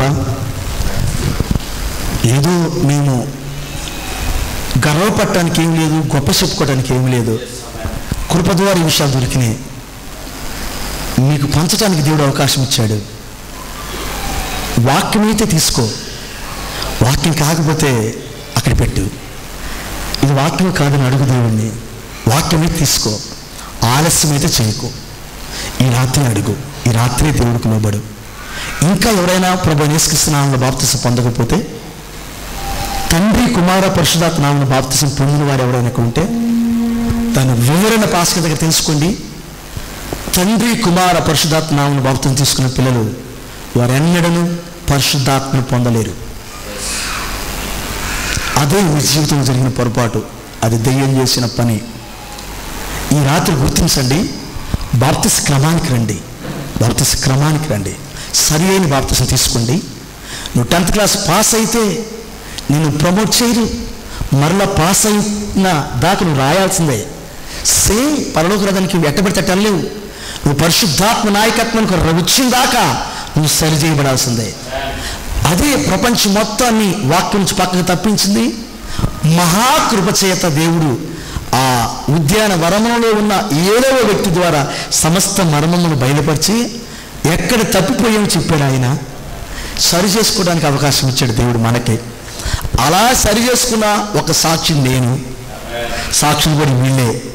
కాబట్టి ఇక్కడ కూడా చాలా మంది సాక్షులు ఉన్నారు. ఒకవేళ ఇంకెవరైనా కానీ ఇక్కడ అలాంటి వారు ఉంటే, ఒకటి కాదమ్మా, చాలా విషయాలు దారి తప్పాం. వాటన్నిటిని సరి చేసుకునే దానికి ఇంకా ఉద్యానవనం ఇక్కడ ఉంది. 7వ ఉద్యానవనం ఇక్కడ ఉన్నది సరి చేసుకోవడానికి. హల్లెలూయా. ఎవరైనా నేను పరలోకానికి వెళ్ళాలని అనుకుంటే ఈ రాత్రే సరి చేసుకోండి, ఈ రాత్రే సరి చేసుకోండి. చక్కని క్రమానికి రండి. వాక్యానుసారమైన బాప్తిసం తీసుకోండి. ఆయన ఆత్మశాత నింపబడండి. పరలోక రాజ్యానికి సిద్ధపడండి. ప్రభు మిమ్మలను తన పరిశుద్ధమైన వాక్కుల్లో ముద్రించునుగాక. ఆయన స్వరముగా మిమ్మల్ని మార్చునుగాక. నిత్యత్వానికి మిమ్మల్ని సిద్ధపరచునుగాక. దేవుడి ఈ మాటలు మన కొరకు ఆశీర్వదించునుగాక. తెల్లవచ్చిన ప్రార్థిస్తాం. సమయం అవి గారికి నేను ఇస్తాను. ప్రజల హల్లెలూయా.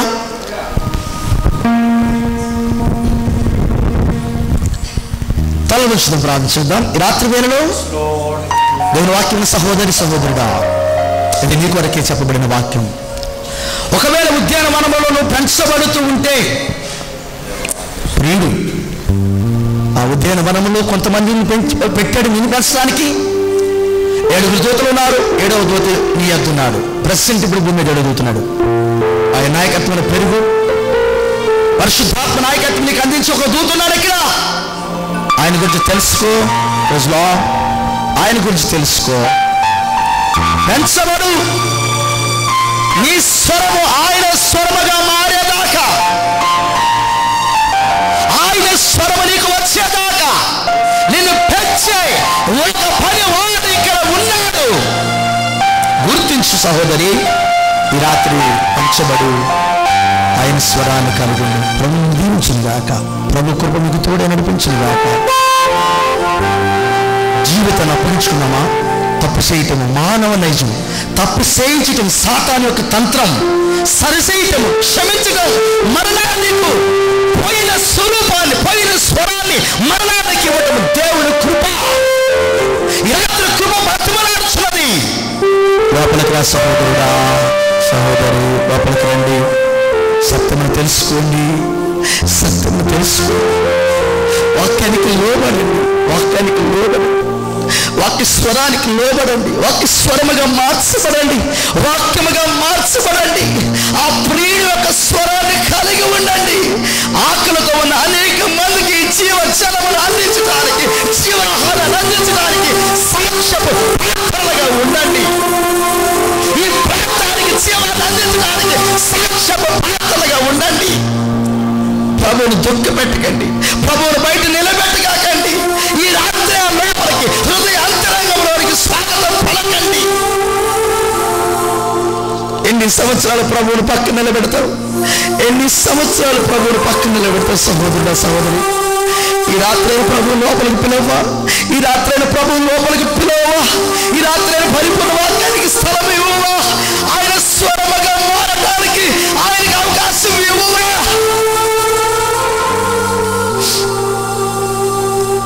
కృప దాటిపోక మునిపే, మరణముని తాకక మునిపే, ఈ సమయం లేదని చెప్పక మునిపే ఈ రాత్రి దేవుడికి అప్పగించుకోవాలి జీవితాన్ని. ఈ రాత్రి పరిపూర్ణ వాక్యములకు రావా? ఉద్యానవనములు పెంచబడటానికి నపుంసకునికి నేను అప్పగించుకోవా? హేగే అలంకరణకి వేస్తే అప్పగించుకున్నట్టు నువ్వు అప్పగించుకోవా? ఈ రాత్రి మన కాళ్ళపై హేగే అప్పగించుకోవా? ప్రభుని దీవించుగాక. ఎవరైనా అలాంటి పిల్లలు ఉంటే రాత్రిని అప్పగించుకుంటాం. పాస్టర్ గారు, రాత్రి నా జీవితం అప్పగించుకుంటున్నాను. నాకు అర్థమవుతుంది చాలా విషయాలు, నాకు అర్థమవుతుంది నా తప్పులు, నాకు అర్థమవుతుంది నా జీవితం, నా స్థానం నాకు అర్థమవుతుంది, వాక్య విలువ అర్థమవుతుంది, నాకు అర్థమవుతుంది. రాత్రి అని నీకేమైనా ఆ పరిశుద్ధాత్మ ప్రేరేపణ ఉంటే, ఒకవేళ నాకు నీ చేయి చూపించకపోయిన ప్రభువుకు చూపించగలవా? ప్రభువుకు చూపించగలవా? ప్రభువా, నా జీవితాన్ని నీకు అప్పగిస్తున్నానయ్యా, నా జీవితాన్ని అప్పగిస్తున్నాను అనగలవా? పూర్తిగా లోబడగలవా? పూర్తిగా సంతోషపెట్టగలవా? పూర్తిగా సరెండర్ కాగలవా? సహోదరుడా, ఈ కూటాలు నీ కోసం దేవుడు పెట్టాడేమో, ఎందుకు వాయిదా వేస్తావు? ఎందుకు కఠిన పంచుకుంటావు? ఈ రాత్రి దేవుడికి నీ జీవితం సంపూర్ణంగా అప్పగించుకోవా? ప్రభుని దీవించుగాక. హల్లెలూయా, హల్లెలూయా, హల్లెలూయా. కృప కలుగునుగాక, కృప కలుగునుగాక, కృప కలుగునుగాక.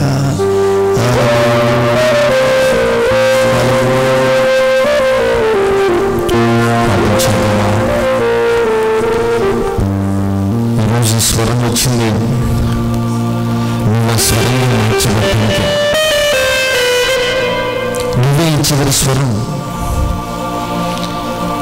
ఇప్పుడు ఆయన నీ స్వరాన్ని వినగొడుచున్నాడు. ఆయన నీకు సొంత స్వరం లేదు. ఆయనకి ఏ స్వరం ఉందో ఆ స్వరాన్ని నువ్వు పలకాలని ఆయన చూస్తూ ఉన్నాడు.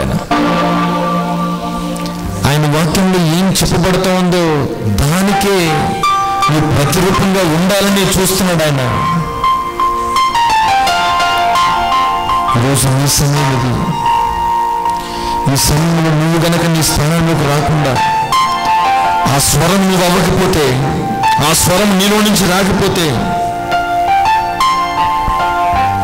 నువ్వు ఎత్తుబాటులో ఉండలేవు. దేవుడు నీ విద్యాహీన విలంలో నువ్వు పెంచుతున్నాడు. ఆయన ఆ పెంచుతున్న దేవునికి లోపడతావా? ఆ ఉద్యానవనములో వాళ్ళు కత్తెరలతో వాళ్ళు అన్నీ కట్టేస్తారు, వాళ్ళు అందంగా ఉండడానికి. ఈరోజు నీ జీవితంలో ఏది వాక్య విరోధమైనదో దాన్ని కట్ చేసినప్పుడు సరి చేసుకుంటావా? దేవుని పట్ల కృప కలిగి ఉన్నాడండి. ఆ కృప నీ వద్ద ఉన్నప్పుడు దాన్ని త్రోసివేకు. దేవుడు నీతో మాట్లాడుతున్న స్వరాన్ని త్రోసేకు. ఒకవేళ త్రోసివేస్తే నువ్వు ఆయన స్వరంలో ఉండలేవు, తీర్పులో ఆయన ఎదురు నిలబడలేవు. అడుగు దేవునయ్యా, ఈ కాలంలో నేనే ఒక స్వరం, నా స్వరాన్ని వినాలని నువ్వు ఆశపడుతున్నావు ప్రభువా. అయ్యా నన్ను ఆ స్వరంగా మార్చినాయన. నీ స్వరం ఏమి చెప్తుందో, నీ వాక్యం ఏం చెప్తుందో దానికి నేను ఏది కలపకుండా తీసివేయకుండా ప్రభా ఆ స్వరంగా నేను మార్చబడుతున్నా కాక. ప్రభా ఆదామన్నాడు, హవ్వను చూసి నేనే నువ్వు అన్నాడు. తనను తాను చూసుకున్నాడు దానిలో. ఈరోజు యేసయ్య ఈ ఉద్యానవనంలో ఉన్న నేను 7 ప్రభువా, నీకిష్టమైన ఒక వధువులు ప్రభువా మీరు పెంచారు నాయన. అయ్యా నువ్వు ఎలా ఉన్నావో అలాగే మమ్మల్ని చెక్కడానికి ప్రభువా, నీ వాక్యం ఏమైందో అలాగే చెక్కడానికి వాళ్ళు ఉన్నారు ప్రభువా. ఈ చివరి కాలంలో ప్రభువా అయ్యా మేము ఎలా ఉండాలో ఖచ్చితంగా ఈ హేయ ద్వారా మీరు మాకు స్పష్టంగా మాట్లాడిన ప్రభువా అనిపిస్తున్నాం.